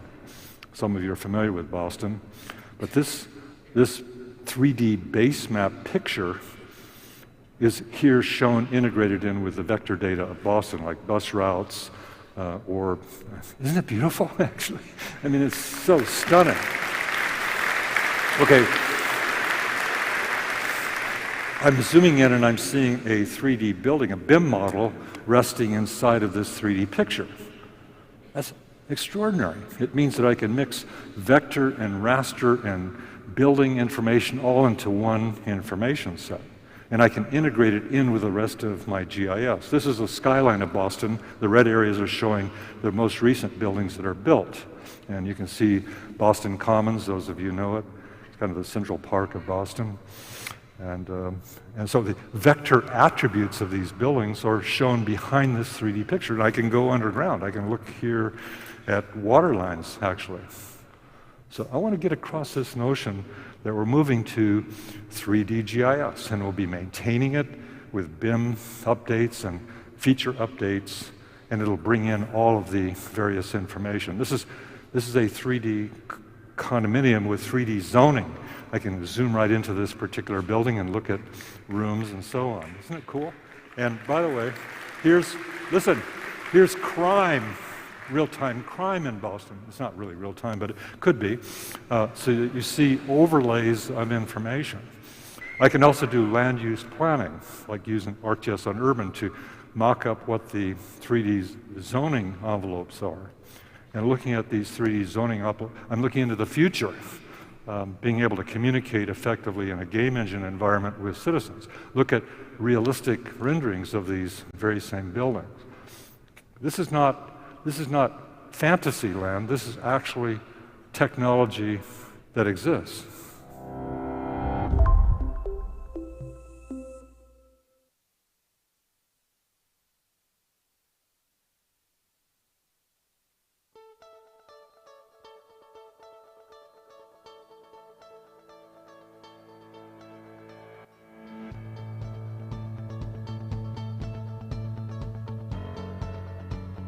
ArcGIS for Teams is a source of collection and collaboration for all of your ArcGIS online resources and data. Within Microsoft Teams, you can now search, sort, and collect your ArcGIS Online content available to you and your organization all throughout the personal chat function. It's recommended that you sign into your ArcGIS Online organization before beginning your workflow to fully expand all of the capabilities. ArcGIS for Teams provides efficient results in your ever-expanding ArcGIS Online organization. With the search commands that are available and the ability to refine your results, you can simply focus on the task at hand to start or continue your work throughout the ArcGIS products available in ArcGIS for Teams. Items within your ArcGIS Online organization can be easily found through the list of results from your most recent searches. This provides access to your data in ArcGIS Online and much more. Locating and opening a specific item is now made easy through the Viewer tab, where you can directly open and download items from your previous search. Additionally, you can go into the chat tabs located throughout Teams and share this out to other colleagues through the message extension or the top command search bar to have any of your organizational items ready to share. ArcGIS for Teams provides access to your data in ArcGIS Online and much more. These are all notable examples of how you can begin or continue your work throughout Teams.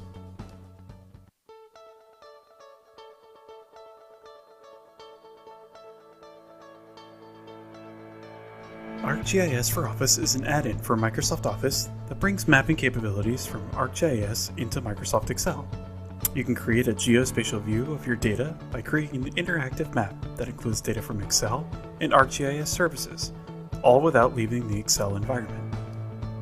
You can work directly with ArcGIS, allowing you to search for content in your organization, the Living Atlas, or public content.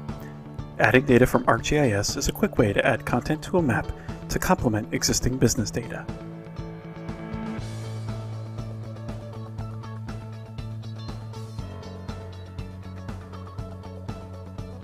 You can use ArcGIS for Office in the standard experience without signing into ArcGIS, or you can sign in to connect with your ArcGIS organization and access premium content and analysis tools. If you want to search for a location quickly on the map, the search tool will help us immediately find the places that we are interested in. You have complete control over the look and feel of your data layers on the map by adjusting the style of the symbols, allowing you to create the most meaningful map possible. Working with layers can help us have a better understanding of our map. There are many options to visualize our data, such as clustering, pop-ups, labeling, and many others.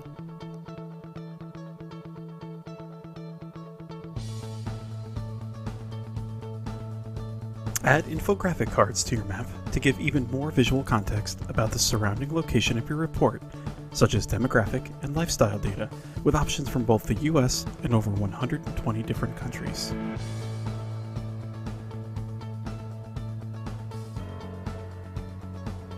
Finally, it is easy and convenient for users to share maps and collaborate with others.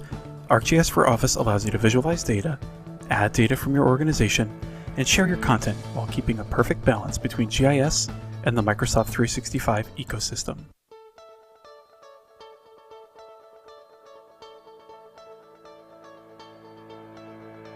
ArcGIS for SharePoint opens a new world for mapping using SharePoint data and documents.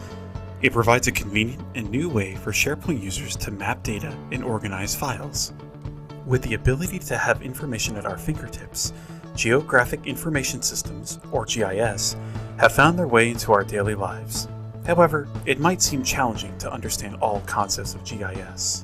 ArcGIS for SharePoint offers users a simple and straightforward way to visualize data on the map. Even users without a background in GIS can easily add data from SharePoint in ArcGIS. Geo-enabled SharePoint lists can be directly visualized on the map. Additional data resources and map layers can be added from ArcGIS with a click of a button.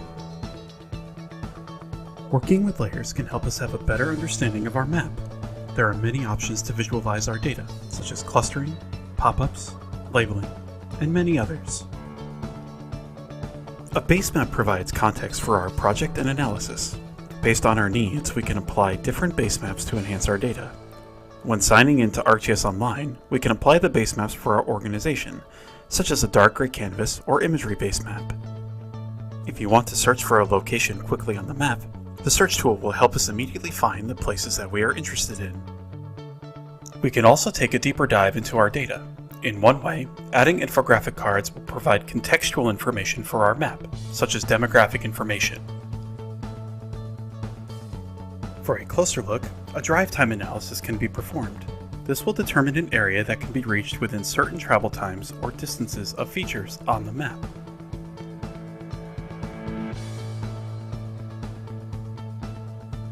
A unique and powerful feature is the geotag and geosearch function.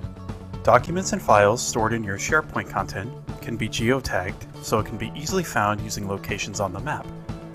All of the geotagged information related to the features on the map will appear in the GeoSearch results with a single click.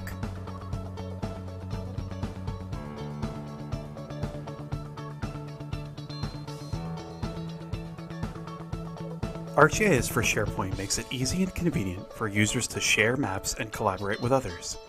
ArcGIS for SharePoint allows you to visualize data, organize and search for files, and share your content while keeping a perfect balance between GIS and the Microsoft 365 ecosystem.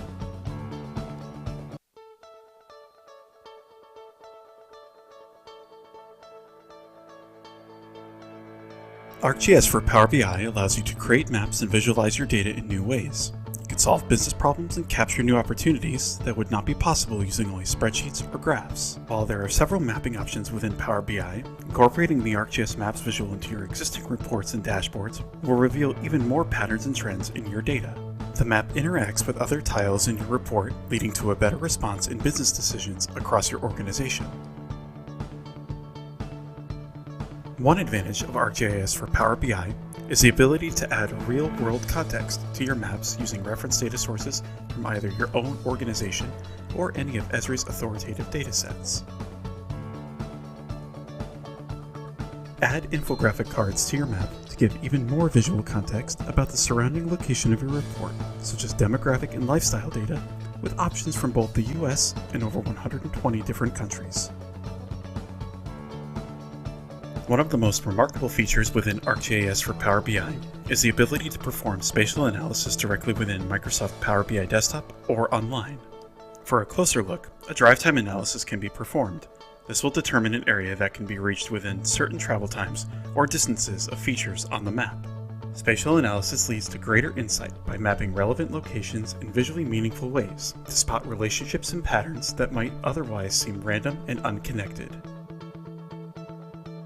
ArcGIS for Power BI can create heat maps, determine similar locations to your area of interest, or identify drive times with only a few clicks.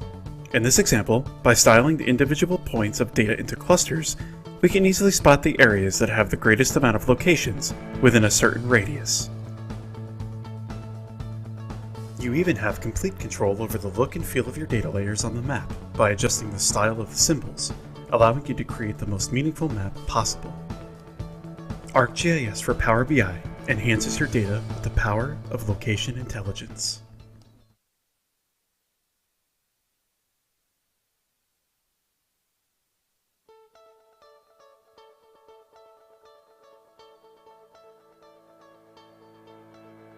ArcGIS for Power BI allows you to create maps and visualize your data in new ways.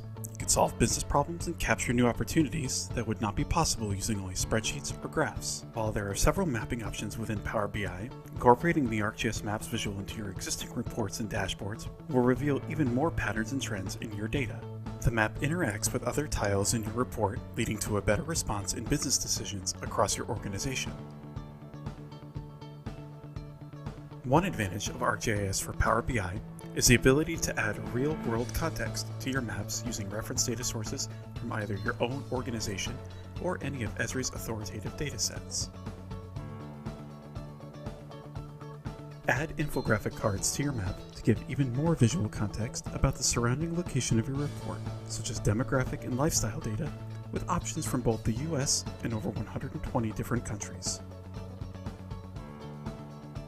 One of the most remarkable features within ArcGIS for Power BI is the ability to perform spatial analysis directly within Microsoft Power BI Desktop or online. For a closer look, a drive time analysis can be performed. This will determine an area that can be reached within certain travel times or distances of features on the map.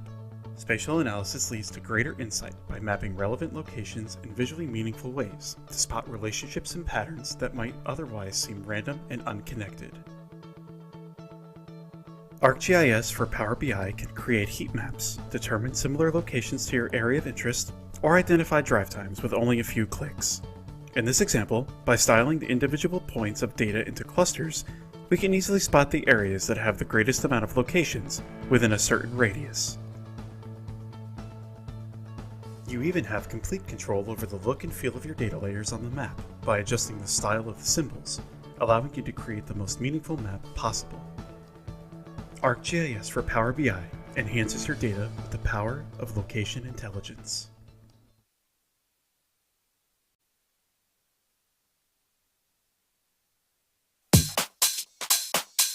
Any way you look at it, designing and building for the future means taking a broader view.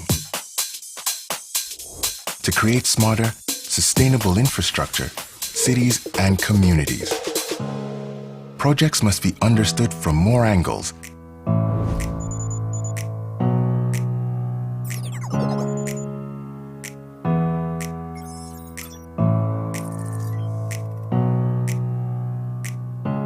At different scales,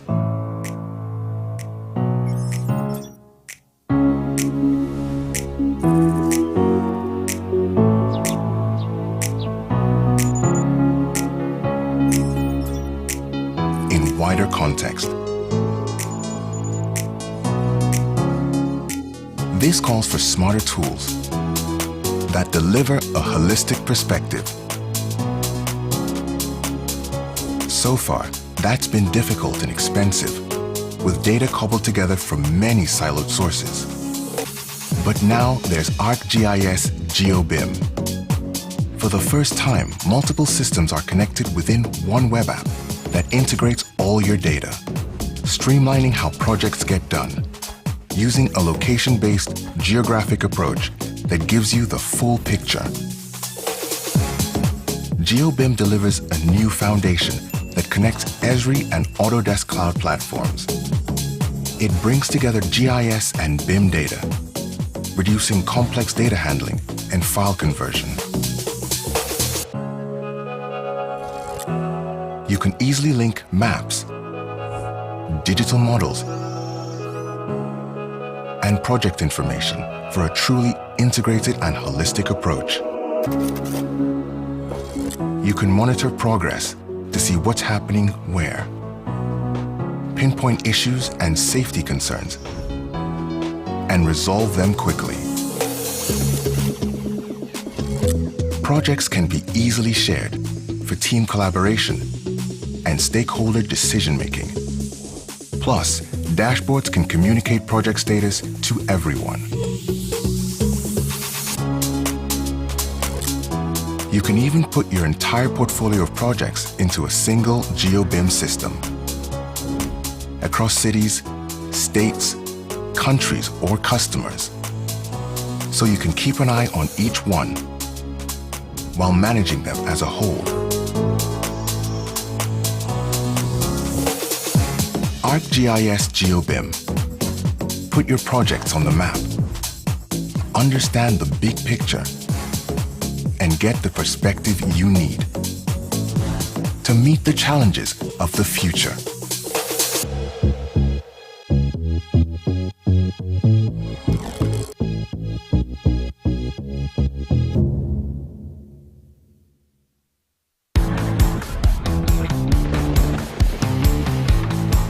When disaster strikes, federal agencies rely on it. When volunteers are needed for cleanup, states depend on it. When local businesses want help growing, counties count on it. It is Esri's ArcGIS Hub, a location-based collaboration platform that transforms how organizations connect with communities and each other.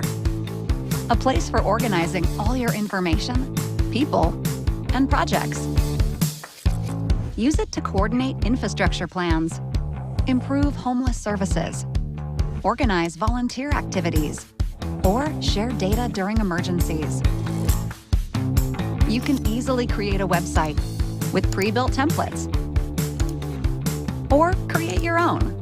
No programming needed. Volunteer signups are simple, and you can crowdsource data to support initiatives and make better decisions. Plus, community members can contribute to meetings and projects from wherever works best for them. Create a partnership with anyone you need, from nonprofits to large corporations or other levels of government, to meet your goals. And you can add dashboards to track progress with real-time reports to see how close you are to your target. ArcGIS Hub, a leading-edge platform powered by geospatial technology that anyone can use. Whether repairing trails at the local park or organizing a response after a national disaster, communities are better when we work together.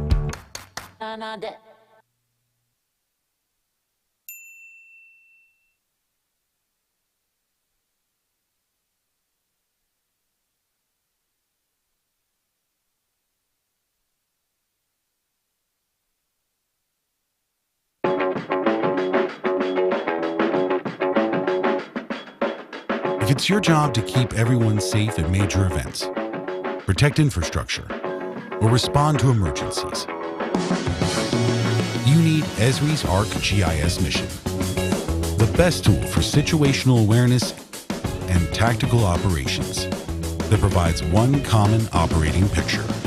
Here are the top 5 reasons you'll want the world's leading location technology when the stakes are at their highest.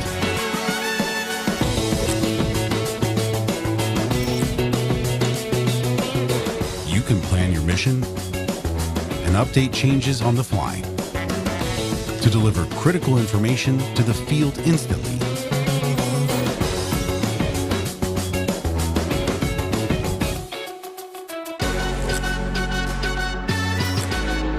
You get real-time communication between the command center and staff on the front lines, so everyone has the same situational awareness for greater collaboration.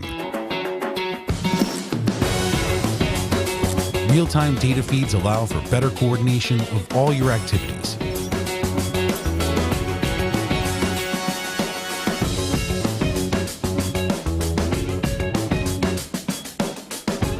With an optional device to signal for immediate backup.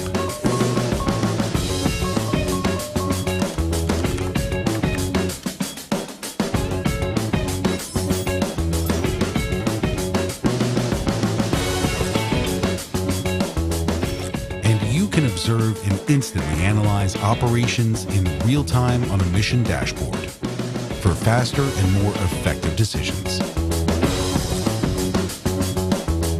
Then you can store all activity for critical post-mission analysis. ArcGIS Mission, one solution for pre-planning operations, assigning tactical resources, sharing information, communicating with team members, and analyzing every move, so you can keep places, personnel, and the public safe and secure.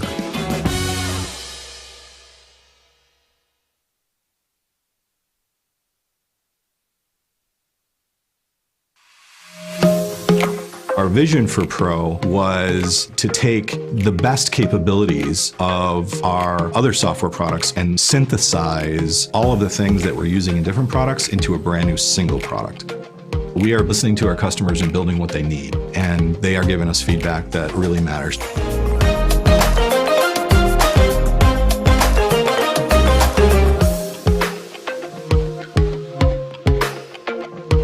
It's incredibly fast, it's incredibly powerful, and it allows you to interact with virtually any form of geospatial data and visualize it, analyze it, edit it, and share the results of your analysis with anyone in the world. There is so much capability sitting inside of ArcGIS Pro. At its heart is this spatial analysis engine, or really thousands of tools, simple to use, that allow you to solve problems. We can analyze data that's 2D, that's 3D, that's multidimensional. We think about machine learning and deep learning and how they're useful in spatial workflows. Our world is 3D, and some problems can only be solved in 3D. If you haven't used Pro yet, 3D is a great reason to get into it. There's literally a button that can take you from 2D to 3D. It's light years ahead of what we've ever had before. Sharing is how we engage with the world. Sharing helps you tell your story. We designed Pro to be used by everyone.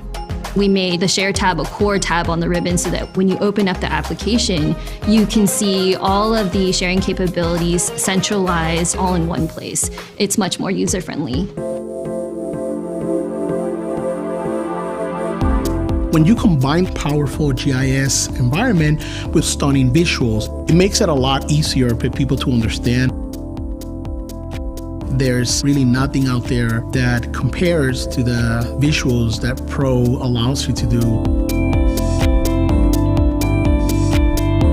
There's so much that this software can do, and streamlined editing is such a crucial part. Being able to edit quickly and efficiently and accurately will allow our users to get this data into the hands of the people that really need it. The team behind ArcGIS Pro is almost 60 teams with over 600 people.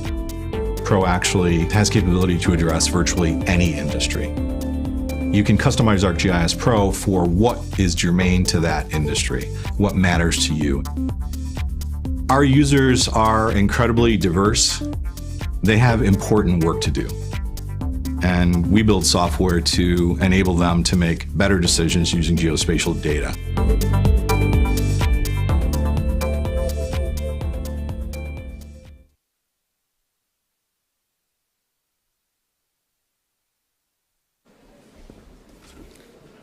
Welcome back, ladies and gentlemen. We hope you enjoy the refreshments. Now, we are ready to begin the second half of the Sri Lanka GIS User Conference 2023. GIS technology is improving day by day. and it is essential for us as Sri Lankans to stay up to date with the latest GIS platforms. Therefore, we are excited to present a session on ArcGIS for deep learning. I am glad to invite our GIS analyst, Mr. Sivarasa Sivaruban, who is an expert in deep learning in GIS. He will take us through the journey of how GIS Solutions Private Limited has leveraged deep learning in ArcGIS to solve real-world problems. We hope that this presentation will inspire you to explore the possibilities of deep learning in GIS.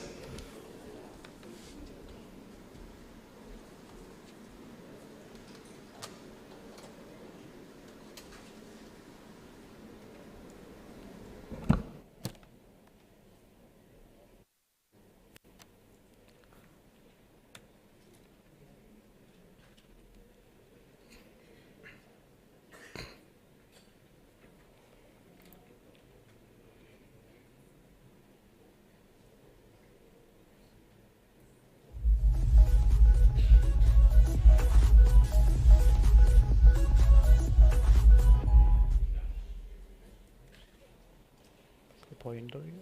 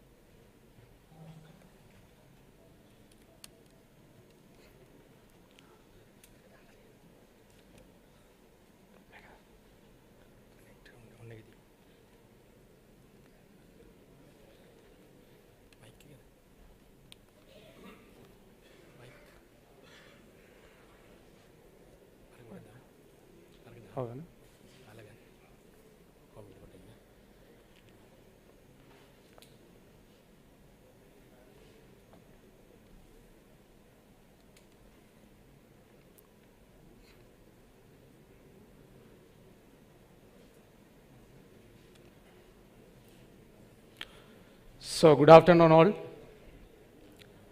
I'm going to discuss about this deep learning by using ArcGIS Pro. So nowadays the technology is moving in a fast way. So with the Align, the ArcGIS domain also, it is speeding up that level of the AI technology. So in the ArcGIS Pro, of course, we have deep learning.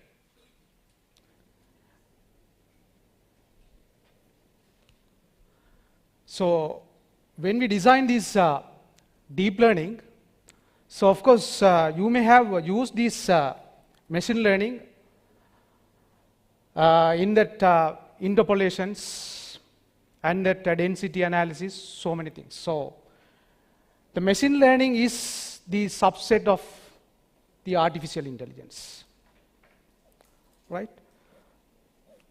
So you can see these are the machine learnings we already have used in our lifelong standard ArcGIS series of these softwares. So you can see the classifications, so pixel, object based, and the image segmentations. When you come to this clustering, the spatial constraint multivariate clustering and the density based clustering. So likewise we have used the predictions, creaking, interpolation. So in those areas actually we covered in the machine learning. So when I back to this, what is deep learning? The deep learning is a subset of machine learning. So we already have a practice with the machine learning. So this is not a big deal to generate the solution for the real world. So we have a good opportunity by using this technology to give a solution for the real issues. So these are the data already we have used: satellite imagery, aerial, and bathymetry. So these data is actually represented for these tasks: the pixel classification, object detection, and the instance segmentation. So now, of course, this data also increased. We have more data. But thing is, still we have problems. In the field, we have problems. When we take Sri Lanka concept, of course, we have the issue with the data. So now, we are at the stage of to give a good solution by having a data, the big data, and the task we can process and create a good solution for the field. So why we want to concern this deep learning? It's because there are a lot of data now we are producing by using these technologies, drones, satellite images, and there is a requirement to make it the accuracy and the automation. So that's what we can't away from this deep learning. So that is why we are planning to cover this deep learning today as in this session. So when we think about this deep learning, actually, we have training models. So that training models, the pre-trained models and train your own models. So already in the pre-trained models, it is in the ArcGIS Living Atlas. So you can access that one and make your work, get it done the works easily. So that sophisticated and convenient way from this ArcGIS Pro domain, it is providing to you. So don't forget that one. Just start to use this one and give a proper solution which we have in the world, real world. When you think about these pre-trained models, of course, it can eliminate imagery requirements. And so if you have difficulties to create the model, so of course we can utilize these things. That is also give proper solutions. So if you want to make more, if you want to enhance furthermore, so we can generate our own model also. So by using these both, we can come to like a hybrid system to make enhance and get the real output to sort out the issues. So now you can see there are a lot of these pre-trained models. So when we take about these roads, so we can extract the roads by using high resolution image. So when you think about this bathymetry, the sea treks, so if you want to take, we can use that models and extract. So likewise, we have land use, so many things. So almost, I think in the Living Atlas, there are over than 65 models. I will later show. So we can utilize these things according to our requirement. So in the agriculture also, we can use it. Even if you want to find that the boundaries of the agriculture areas and the type of these crops we can find by using these models. So we have a lot of models that is available in the ArcGIS Living Atlas. So you can search in the web browser, like you can go to the ArcGIS Living Atlas. So just type .dlpk. Then it will list out all the models which already available in the ArcGIS Living Atlas. So when I come to this image, so all I think here experts in the image. So there are 8 or 9 models which can be used for this pixel segment and the object detections, instance segmentation, image classification. So these things, it's under the deep learning. Yes, as we are the agriculture country, so we depend on agriculture mostly. So we can find out like these crop types or like boundaries, whatever things. We can utilize these available models and generate the output. Right. So this is the ArcGIS Pro window I just show. So through this one, of course, we have this analysis process. So through that one, we can proceed these things and get it done works to proper solution to the real problem. So now you can see how we can get the tools and function to do that works. So it is under this classification tool. So we can take that things and started to our work. So these are the environment. We can utilize tools and functions and modeling things.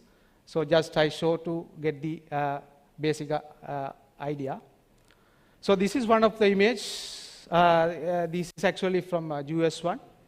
So you can see the detect object using deep learning. So I will later I will bring you to in a live demo. So just you can see this screen, see the parameters. So input raster and the models. I explained that model, pre-trained model, or like we can generate our own model and apply and get it done the works. So this is basically the high resolution image. So that environment, the parameters also we can enter, and this is the output. So you can see these are the building footprints. So we train these building footprints by own or like available model which already have created. So you can utilize that one and get it done the works. So when we look at this one, the traditional way, what we have done was we just digitize. So it takes time. So within an hour, it depends on our machines, so we can get the output. So after we get the output, so we can enhance these edges also, like regularized. So that is also possible. Now you can see this another image. So after we have these kind of footprints, right, then we can classify. You can see the damaged and undamaged buildings. So here, the building footprints, of course, we have to classify that one. So when we come to this classification, damaged and undamaged buildings, so that is also we can classify using this deep learning. So first we have to identify which are these building footprints. Of course, we utilize that object detection deep learning and had the output. So we have to give this output location to the classification. So that is the mechanism. If you want to classify, if you want to ask the system to classify and give it, then of course we have to give that area also. So that is the area I gave to this one. So now you can see that area actually classified as a damaged and undamaged buildings. So likewise, yeah. So of course you have to make sure your computer capacity also. Sometimes it takes more than an hour. It's depend on your requirement and image resolutions. So based on that one, it takes time. Right. Now I'm going to move that live demo.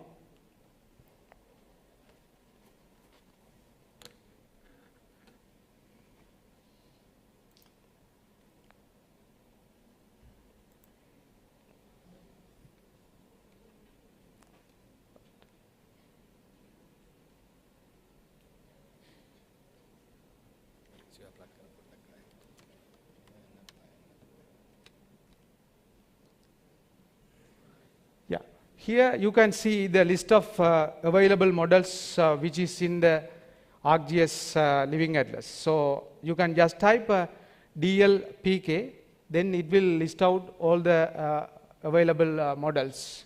So you can see the building footprints, land cover, mangroves classification, road extractions. So like these car detections. You can see these land cover classifications, agriculture field,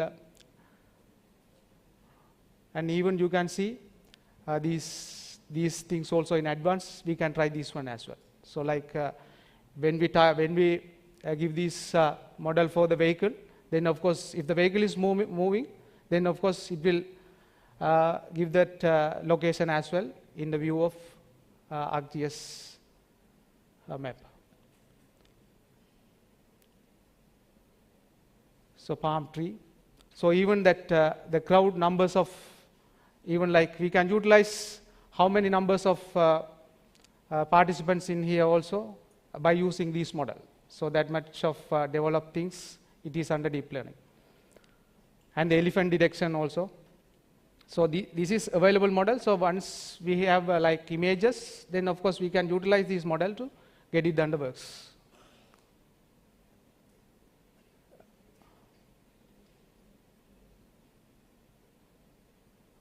Right. Even let's say like if you have issues with that, see this one, the plant leaf disease also we can find if we have a high resolution image, this one.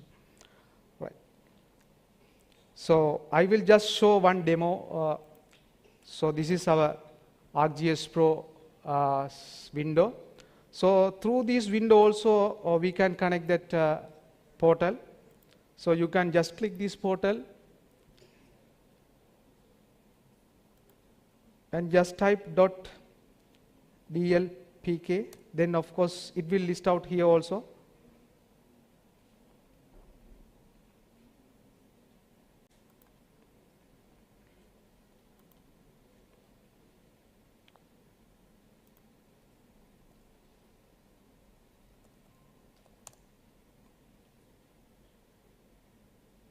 So it will list, then of course you can download it through this one as well. Or straight away you can go to this web browser and you have the option to download. So I have downloaded several models. So that is the building, and some other models I already have downloaded.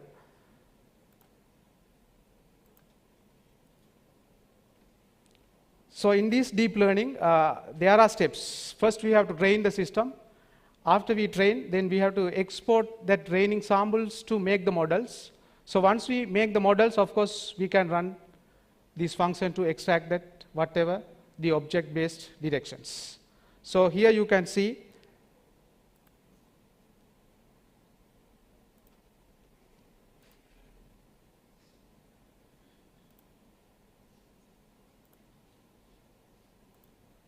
so this is the tools that you can create these samples, the training samples. So of course you can utilize this.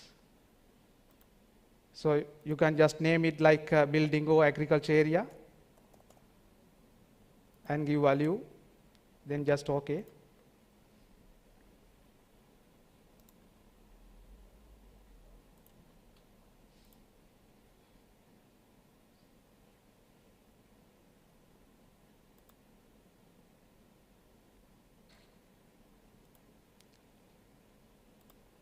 So you can just digitize the building,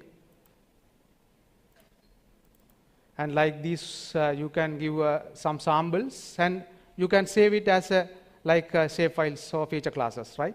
So after you have created this one,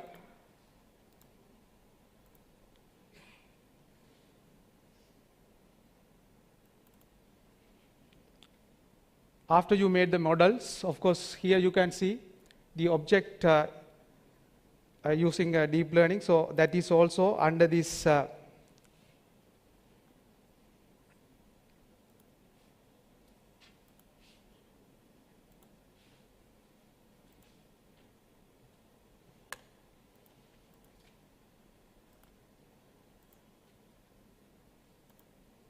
image license. See, under this one you can see the deep learning.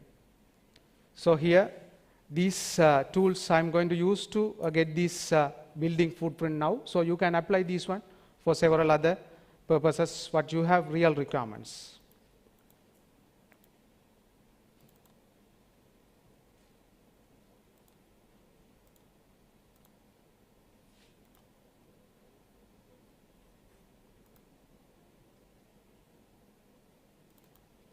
So here you can input, the input parameter is like you have entered your high resolution image, and here you can give that model you have prepared by using that training samples. So you can apply that one and give some parameters and run.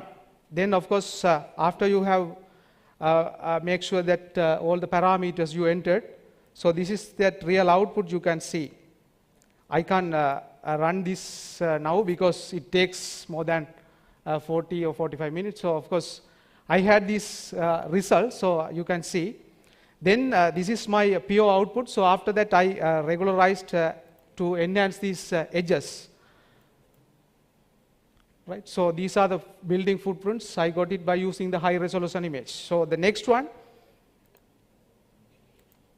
So imagine that I have got these building footprints. So of course I just want to classify based on that damage and undamaged. So here also I have to do one training to that system, and I have to design some undamaged and some damaged building. So once I train and make it model, then of course I can go to that classification called classify objective detection. So through that one, I can insert my model and get it done the works. So that you can see as output of my works. So here you can see the damaged and undamaged buildings. So likewise, I will just move to the other one.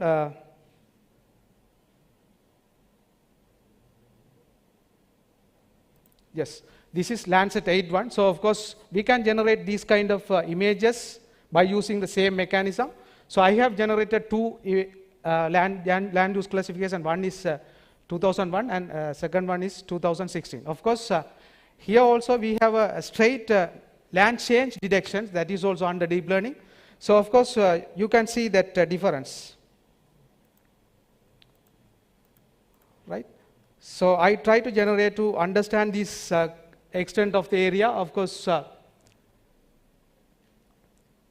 class from, it means 2001 image, class 2 it means 2016. So here we have that extents how much it got changed. So straight away we can get it using this deep learning, right? So there are a lot of these demos things we have made it. So of course I just show the time permits to several of these things. So just with that I tried this local data that is also in Sri Lanka one. So you can try by using these deep learnings. So I will just bring you to the live website. So this is US website. So of course you can see the building footprints.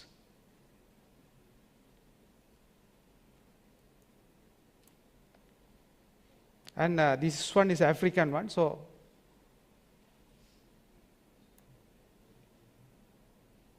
these are road extractions.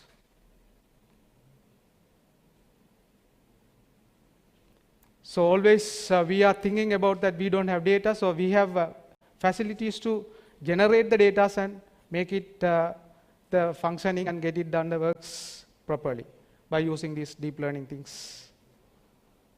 So this is a swimming pool detection. So likewise, if we have a high resolution image, of course, we can utilize these object detections, the solar panel detections, this shipwreck.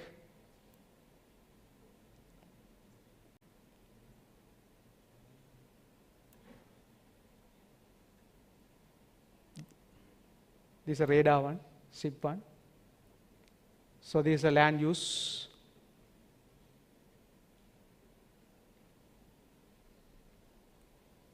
So of course the point clouds also. Even like we can try these poles and electricity lines.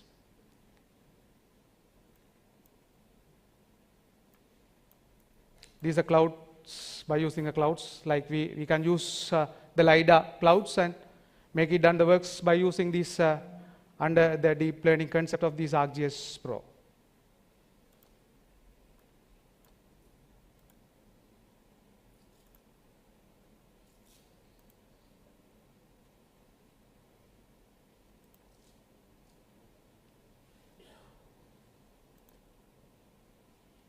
So this is tree it covers. So that is also using by these clouds based. So we can utilize that LiDAR sensors. Now we have that drones. So we can utilize those technology and have a good opportunity to give a proper solution. Actually, we have a lot of issues in the field. So we can give the real solution by using this technology.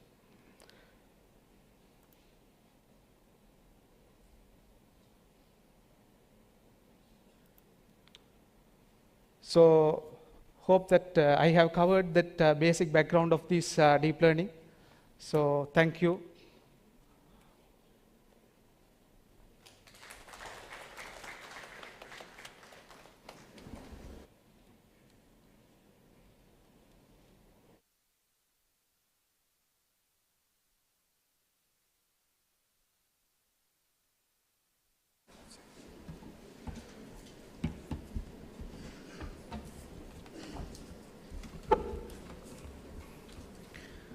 Thank you, Mr. Sivaruban, for sharing your knowledge with us. Now, we are pleased to introduce our well-known ArcGIS user, the National Building and Research Organization of Sri Lanka. They have been working diligently to analyze data for landslide hazards, and their efforts have been instrumental in ensuring the safety of the general public. Now, the organization have moved into the ArcGIS enterprise-based WebGIS portal. This enterprise was established on Linux-based operating system, and it contains several applications of ArcGIS Web App Builder, which comes as configurable applications without coding. So, it's a time-saving application, and you will see the creativity of NBRO team by adapting these technologies to own their data sets. 3D WebGIS is a significant application, and especially they have modeled the subsurface information using ArcGIS 3D Scene Viewer. Today, we have the privilege of having Mr. S. Jayaprakash, scientist and town planner, National Building and Research Organization, to demonstrate ArcGIS enterprise solution and 3D web application. Mr. Jayaprakash, you are welcome on stage.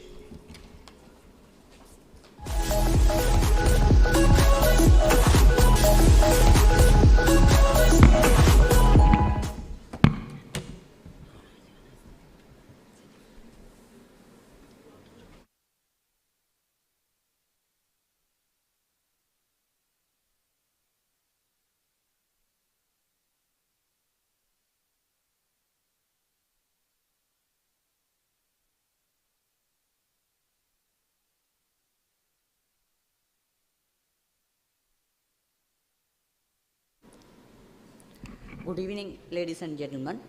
In today's session, I'm going to present and demonstrate about the application of ArcGIS enterprise solutions in National Building Research Organization. So before dive into the demonstration session, I would like to briefly describe about NBRO. So NBRO is functioning with the vision of creating a nations living in a safer, sustainable and resilient built environment. So our services focusing on reducing the disaster risk through building resilience to ensure safer and more sustainable environment for all.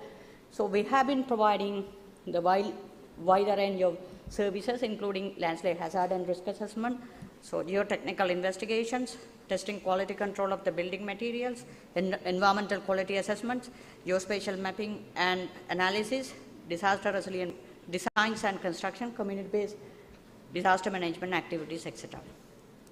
So we have adapted both desktop ArcGIS environment and enterprise ArcGIS solutions to facilitate our GIS workflow. So in today's sessions, I will present about 2 web-based applications and a mobile application we have developed. So first of all, the first web application is Landslide Risk Information Portal. So this particular portal visualizes the characteristics of the landslide hazard and exposure among the relevant stakeholders and decision makers. So there are several functional layers which gives you the insightful information about the landslide hazard and risk in the central highlands of the Sri Lanka. So the second one is the 3D subsurface geological portal. So this portal visualizes and share the geological and geotechnical properties of the subsurface to support the disaster resilient building environment in Sri Lanka. So it has various layers. So later in the demonstration session, you can see how to interact with these layers. So finally, I will demonstrate the location-based data collection using the field survey apps, particularly using Survey 123 ArcGIS.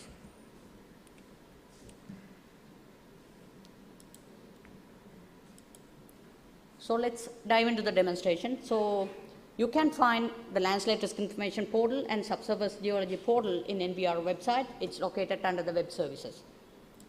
So let's dive into this Landslide Risk Information Portal first. So the portal consists of 2 interfaces, one for the public and the one for the authoritative purposes. So what you are seeing right now is the interface of the public purpose. So you can access from the main website. So it consists of several functional widgets. The first crucial widget here is the layer list. So in the layer list, you can see several informations. For example, in here, I'm going to turn on this legend and see that we have included landslide hazard information at 2 different scales. The first one is the 1 to 50,000 landslide hazard maps. The second one is 1 to 10,000. We have incorporated the building units with the relevant exposure and vulnerability informations, special investigation surveys, which means the building footprints which has shown the symptoms of the slope failures, and mitigation locations implemented by MBRO. So we can see these layers later. So, and also another important widget here is the search bar. So you can search a particular area of interest and get to know the landslide, the situation. And you can even enhance your search experience by clicking the narrow downing the layers. For example, I'm going to search about a particular grammar division, so I select this one.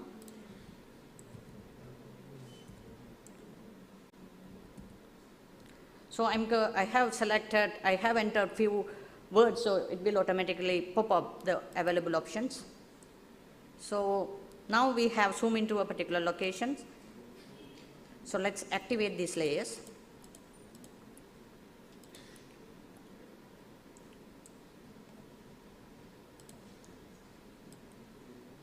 So I'm turn on the legend bar to get to know what is represented by each layers.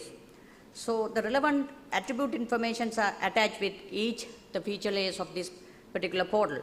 For example, if you click the building unit, it will automatically pop up the relevant attributes, whether you can extract insightful information. Particularly, this consists the surrounding informations about the landslide hazard and vulnerability. And also, you can get to know the attributes of this particular landslide hazard layer. For example, if I click this particular layer and direct to landslide hazard, so this particular zone represents modest level of landslide hazard. So we have even attached the construction manuals, which means the manual that guides the construction process in the Central Highlands area. So it consists vast amount of information. So particularly, so if you want to proceed a construction in a particular area, what kind of the engineering solution should be done. So likewise, so every layer in this particular portal has the attached attribute information. So if we go in this particular area and we can see the special investigated location, we can interact with the layers and get to know further information. For example, there are images. So these informations are publicly available at the moment. So, and further, if we want to get kind of a summarized information about regarding this particular layer, so you can click the GN layer and set the location. So it will automatically summarize the information within that particular GND. For an example, in this particular region, so we have around 485 number of housing units and around 2,000 people are residing in the high hazard prone areas. So likewise, you can even get the attribute information by clicking the attribute widget. So it will give all the necessary information that are so essential for the public usage. So we do have the portal for the administrative purposes, which consists more information and more layers. For example, in here you can see the number of layers incorporated here. So majority of this layer here are under validation. So once we validate the layer and information, it will be moved to the public portal. So for an example, I'm going to select this debris flow information. So let's zoom into this area. So here you can see the locations of the debris flow, because in the landslide hazard map, we just have the initiation areas. So we are in the process of uploading upgrading the flow parts too. So we have been trying several models. So these are some kind of the outputs of the particular area. So once these data are validated, we will ship this information into the landslide, the public portal. So you can go into the website and check this landslide information portal. So the second portal I want to demonstrate is subsurface geology. So National Building Research Organization has been involved in collecting the borehole data over 2 decades, and we have collected more than 3,000 number of the boreholes. So we wanted to extract information using these boreholes. So we have created a 3D platform to visualize the boreholes. So what you are seeing right now,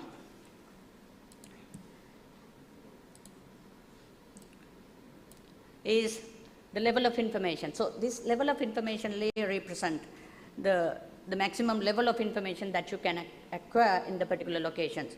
So the red dots represent the borehole locations. And also we have included the 3D building layer. So we are in the process of uploading the buildings because the several constructions are in the progress. So we have been upgrading. For example, in here you can see the Lotus Tower. You can even click that particular feature and get to know the basic information which are required for the preliminary geotechnical assessment. So the main layer here is the 3D representation of the bore lines. So let's navigate below the ground. So it does not only provide the access to the above the surface, it provides the access to the below the surface. So I'm going to turn on this one, turn off this one, building layer. Now you can clearly see the 3D representation of the boreholes. So you can click in the layer and get to know what types of the information. For example, this portion represents the rock layer and it is located at the depth of -10 meters. So apart from that, so behind the experiment phase, we have been developing the predicted sections. For example, based on this particular information, we have been modeling the visualization of the geo sections. So every layer consists the relevant information. You can zoom in and zoom out to get to know the type of information attached with that particular locations. So then there is another way of representing this information using this geo volume. For example, in here you can switch on the 3D volume layers, so which gives further information how the structures or the geology is located under the surface. In addition to that, we also try to directly extract the information from the images. For example, we have geosection layers, so you can click the particular section and get to know how the formation is there. So in addition to that, in the administrative portal of the subsurface geology, so we have linked the detailed profile of the boreholes. So it consists the huge informations of the borehole log and more advanced data. So finally, I'm going to present about the field application development using the ArcGIS Survey 123 platform. So the Survey 123 platform has 3 components. The first one is the ArcGIS 123 Connect. The second component is Survey 123 Field Apps. So you can use these apps in your, download this particular apps in App Store or a Play Store. The third component is the web-based interface where you can manage your surveys. So let's start with this ArcGIS Survey 123 Connect. So in here you can see the types of survey we have been doing. So I'm going to click this one. So in here you can see the interface of the survey. So this platform provides easy to use interface, and because a majority of us are familiar with the Excel, so the backend can be easily prepared using an Excel. So for an example, in here you are seeing the interface of the Excel sheet. The rows represent the information we wanted to collect, and the columns represent the type of functionality that should be represented in the application. So for an example, we have developed this application into pages for the easy navigation of the enumerator, because so we can't allow enumerator to select everything manually. So we have to automate that task. We have to provide the easy interface. So in here, a majority of the task is provided as a drop list. So user can easily select the particular area. So the second option will easily filter out within that particular, based on the previous questions. So this functionality is simplify the way of collecting the information in the field. So the second important feature in this application is getting the geolocations. So we can even get the polygon of the particular area. For an example, so in this application, this shows my current locations. So I can use this digitizing bar to digitize this particular area and collect the location information. The further we can use images to guide the enumerator what kind of the information should be collected. For an example, in here, so we have provided attached images with each questions. So if there is any difficulties in understanding the questions, so they can just click the picture and get to know what type of the information should be collected. So another important the features of this Survey123 Connect platform is, so you can, so in certain situations you may need to collect multiple informations. For an example, in this industrial chemical database, so we wanted to, in particular industry, there may be thousands or hundreds of chemical types. So if we want to collect those information for the particular industry, we have to have multiple the relationship, the platform. So in here, so this Connect platform, we can easily done that.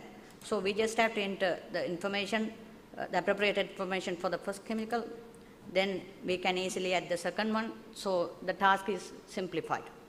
So in here, so if you are an advanced user, you can even use the JavaScript to modify the functionalities and the visualization of this app. So once this survey is published, it will directly launched into ArcGIS portal. Since we have been using the on-premise ArcGIS server, so we have linked this portal, we have linked the ArcGIS Survey123 platform with our portal. So here you can see the published surveys. So you can see the interface for that particular survey. So in here, what you are seeing is the geospatial locations of the surveys done. So we have done 6,600 number of surveys so far. So if I want to get to know the particular location and information, I can just click in the buildings, and so you can easily go through the attribute information. So we have facilitated to attach these photos. So once you click the survey, so every information of the photo, the time of the photo was taken, and the location. So the field, the enumerators cannot cheat. So they have to, so there is no way of cheating, because the enumerator, it is compulsory to take the photo in the field. So here you can see where the photo was taken. So these kind of the features help us to monitor and keep the consistency of the surveys. And so another important tab here is the analyzer. So the platform provides the facility to automatically analyze the survey based on the features or questions we have asked. For an example, based on the reference information, you can see this task.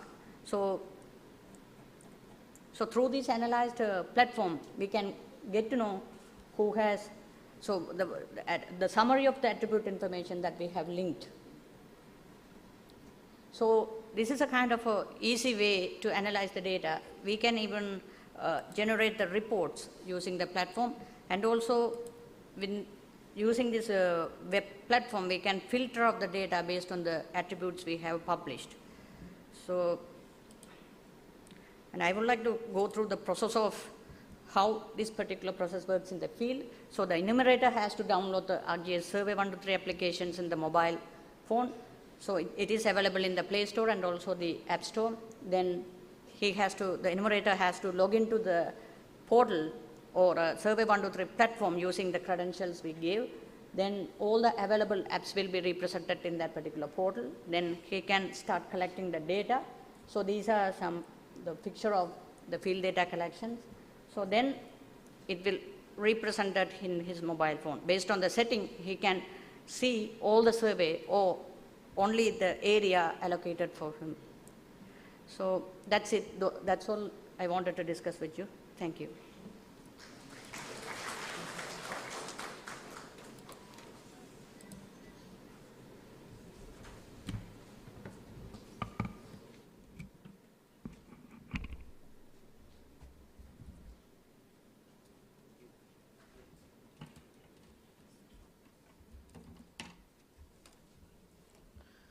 Thank you, Mr. Jayaprakash, for sharing your valuable insights with us. I would like to cordially invite Mr. 𝗍𝙗 to present this journey to the National Building Research Organization team as a token of appreciation for their unwavering dedication and hard work.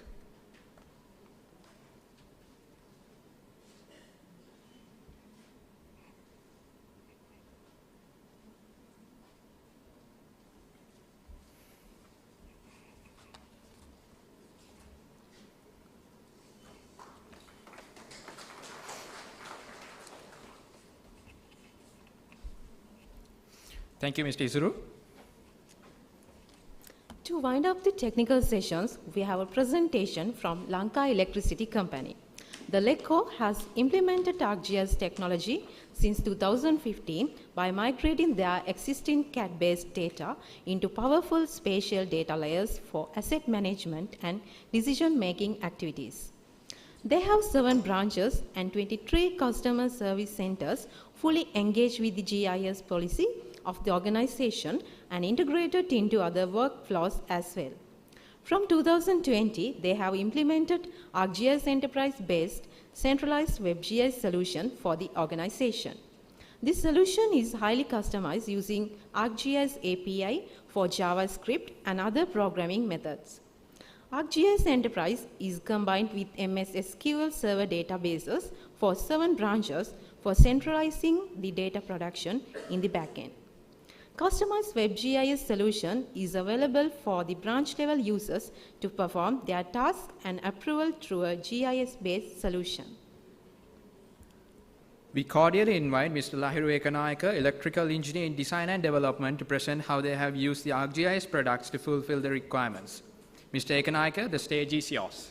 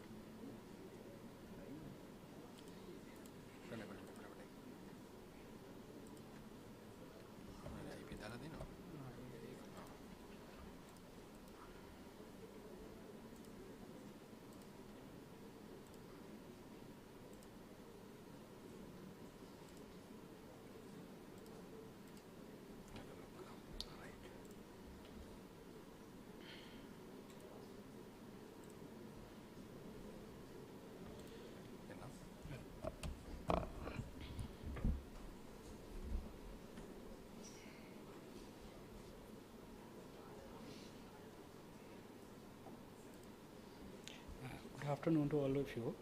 I am ᴘᴏ. I currently work as an electrical engineer in Lanka Electricity Company Private Limited.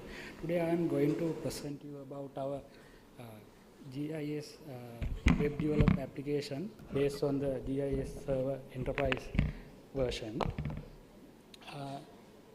First of all, I will like to give you some brief introduction about our company. Lanka Electricity Company Private Limited is one of the main electrical power distribution company in Sri Lanka. Our company established in year 1983. Our distribution network is mainly distributed around southwestern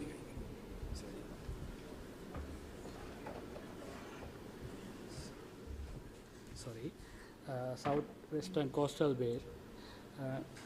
Mainly we have more than 600,000 customer base, and that's all about our company, brief introduction about our company. Now I'm moving to our GIS web portal. I'm going to use a small demonstration. This is our LECO GIS web portal. This is fully in-house developed web application based on the ArcGIS Server Enterprise software. The purpose of this application is to actually, previously we use AutoCAD to update our network diagrams. Actually, it will take 2 to 3 days. So, as a solution for that, we introduced this ArcGIS portal application. Now we can update our maps within within 1 day. So I briefly explain about our network by showing you our live map. For the operation purposes, we have mainly divide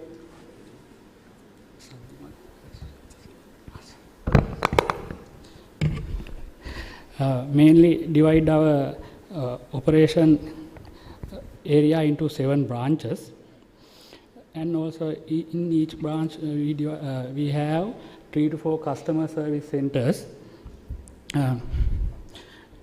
I select Kalaniya branch, Dalugama CSC area. Now you can see our Dalugama CSC area distribution network. If I give you a brief introduction about how power flow into our electrical power flow in our distribution network.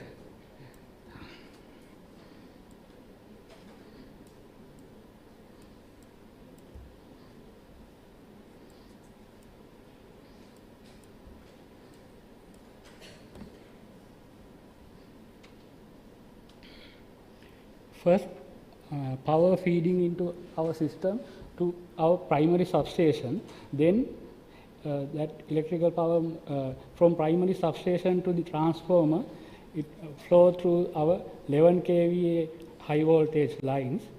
After that, from the distribution transformers to customer locations, it flows through this 400 volt low voltage lines. Also, as an asset, we collect HELE concrete pole data also. In this live map, we provide facility to measure the distance between 2 poles. Actually, this required for our branch engineers to make LV designs. In addition to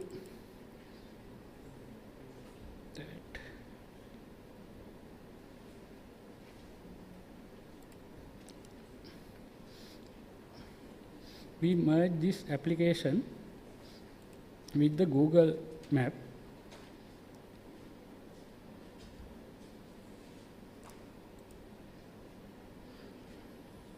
So, if we click on one of this asset, we can find the location of automatically Google Map application on, and our technical staff can easily find the location of that particular pole or transformer location. They can easily navigate. Basically, for this application, data collection part is done by our technical officers using the data loggers. Actually, after 2 or 3 days, we introduce this application.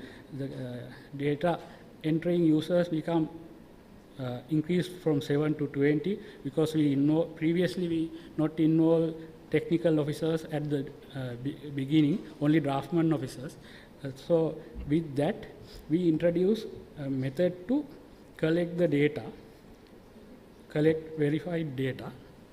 I will show it using a video.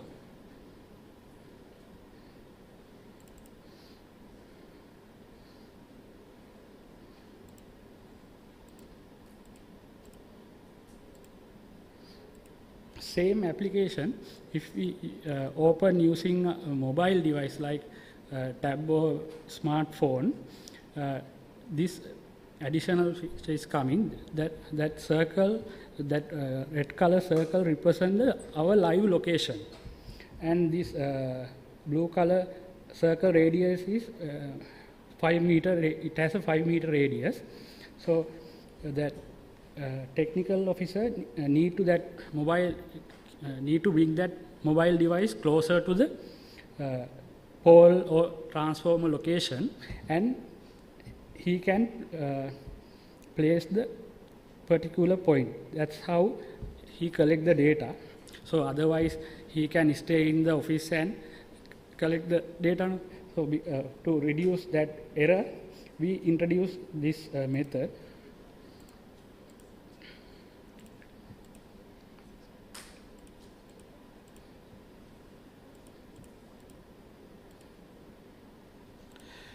You can see this inside the circle, that point is in yellow color. If someone places a point in outside that circle, that becomes green. So automatically system reject that green color points. So it's a must to our technical officers to, after do the construction work, he need to go to the closer to the pole and place the points. This also developed by our development team.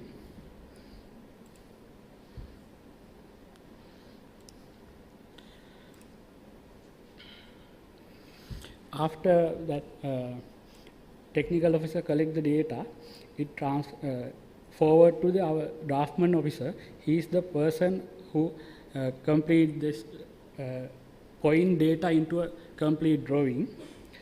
And also we use 3 verification levels to verify these drawings. Actually that verification is similar to the previous method, the AutoCAD method also.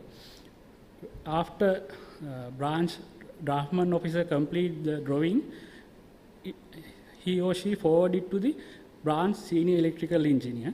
Then he verify the drawing. Here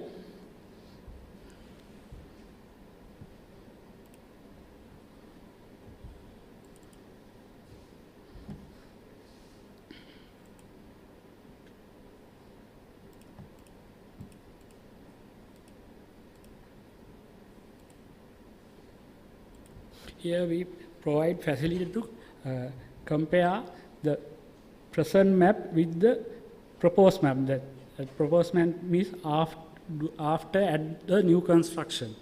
So then that branch engineer can check the connectivity and electrical characteristics of this drawing, and he can forward it to the next level.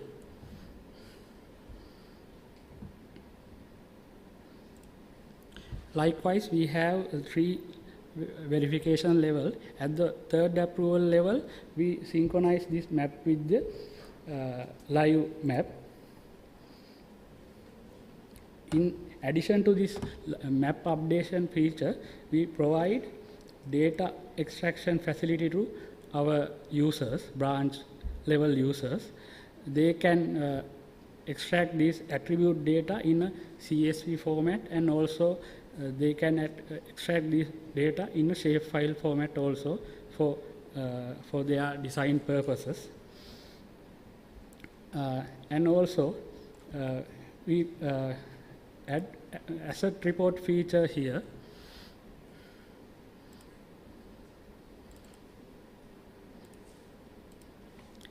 This is actually this report format type is actually the format we use in our company. So we make a solution for that report using this ArcGIS application. From this asset report, we can give the starting date and end date, and then we can find what are the assets added during that period and what are the assets removed during that period. From that, we can find take a asset count at the end of each month. These are the main features in our ArcGIS web portal application. Our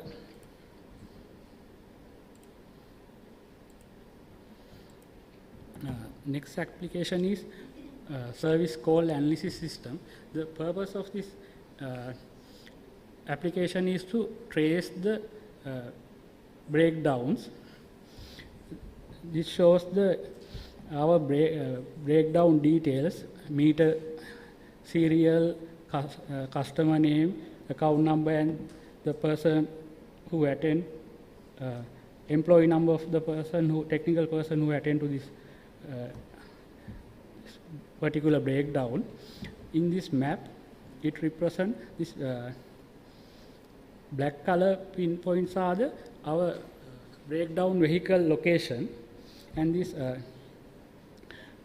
yellow, blue, and red color pinpoints are our breakdown location.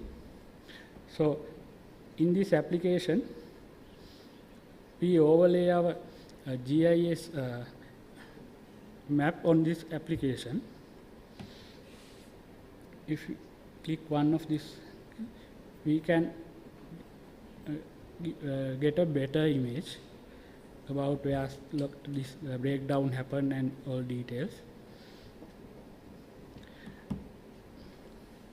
And finally, we received the request from our branch level that for their LV designs, they want to capture the transformer area, and they request for collect some other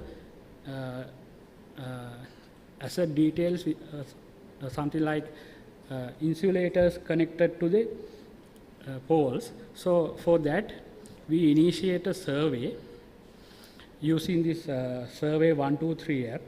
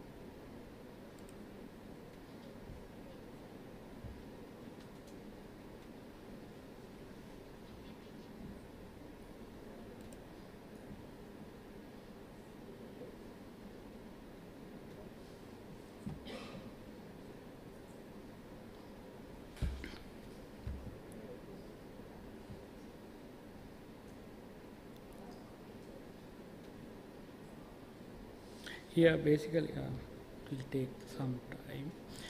Basically, we already collected closer to 1 lakh data, pole related data. If you select one point,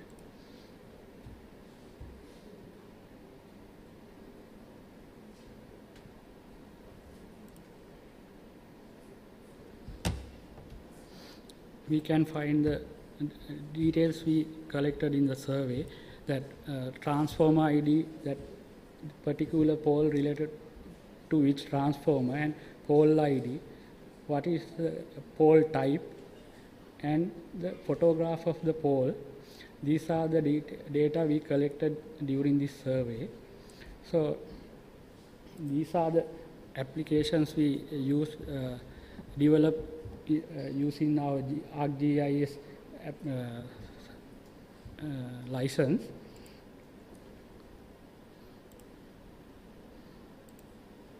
So we already have a separate database and separate system for each and remote metering reading databases, bulk supplies, billing database. Already we have a separate system.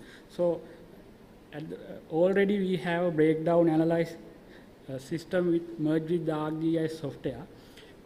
Actually, to our company, our network is the heart of our business. So we want to make this ArcGIS web portal become a heart of all of these databases. So we are hoping to connect all other databases based on this ArcGIS application.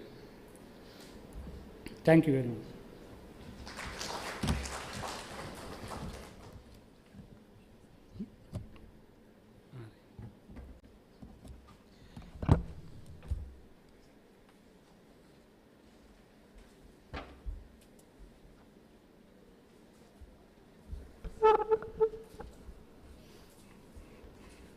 Thank you so much, Mr. ᴘᴚɪᴚ.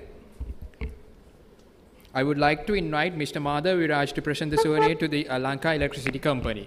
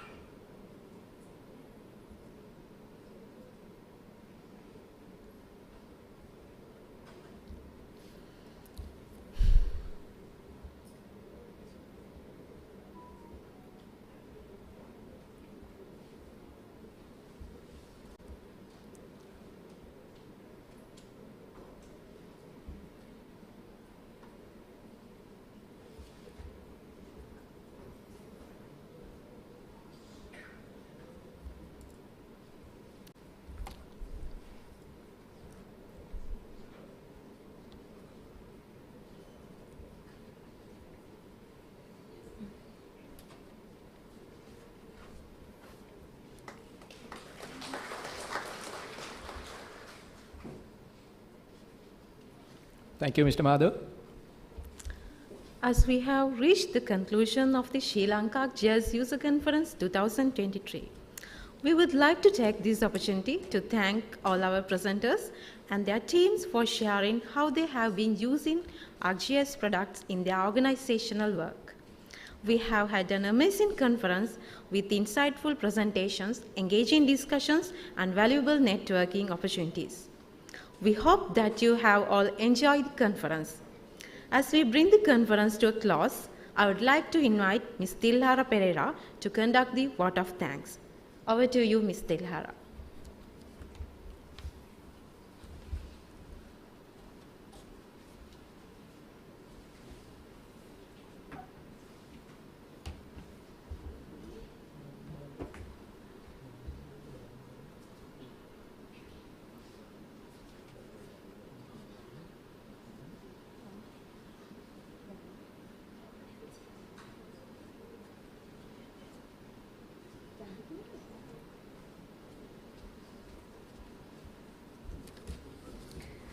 That brings us to the conclusion of ArcGIS User Conference 2023.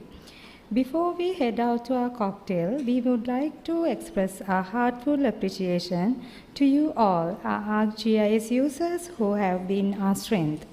Our chief guest, Honorable Harshana Rajakaruna, who attend today with his busy schedule, the many dignitaries, the speakers and presenters from the respective organizations, ministerial secretaries, and key officials from public, private, and academic sector organizations who are here with us today. And also, we would like to thank Sri Lanka Foundation Institute and their staff for the hospitality provider, BM Events, our audio-visual technical partner, and the marketing material suppliers.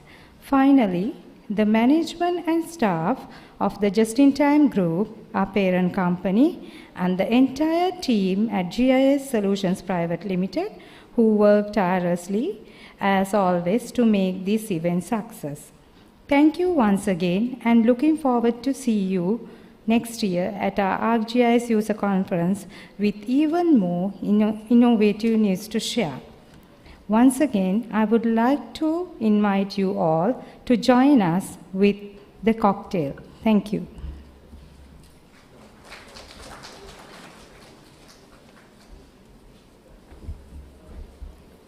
Thank you so much, Ms. Tilhara. Lastly, let's remember that networking is a crucial aspect of this conference. Take the time to meet new people, exchange ideas, and forge connections that have the potential to lead towards groundbreaking collaborations. Make the most of this platform to create lasting impressions and explore new horizons. We believe that this ArcGIS user conference will not only broaden your knowledge, but also leave you inspired, motivated, and ready to contribute to a brighter future. Once again, we extend our heartfelt gratitude to all the guests, participants, and speakers for being a part of this event. As we bring this conference to a close, I would like to take a moment to reflect on the journey we have embarked on together. We have explored the latest advancements in GIS technology, shared our experiences, and learned from each other. We are confident that the knowledge and insights gained from this conference will help you make the most of the opportunities that lie ahead. As the official distributor of Esri, we are committed to creating the world you want to see. We believe that GIS technology can help us build a better future, and we are excited to be a part of this journey with you. Before we conclude, we would like to leave you with a question. What kind of world do you want to see? Let's continue work together to make that vision a reality.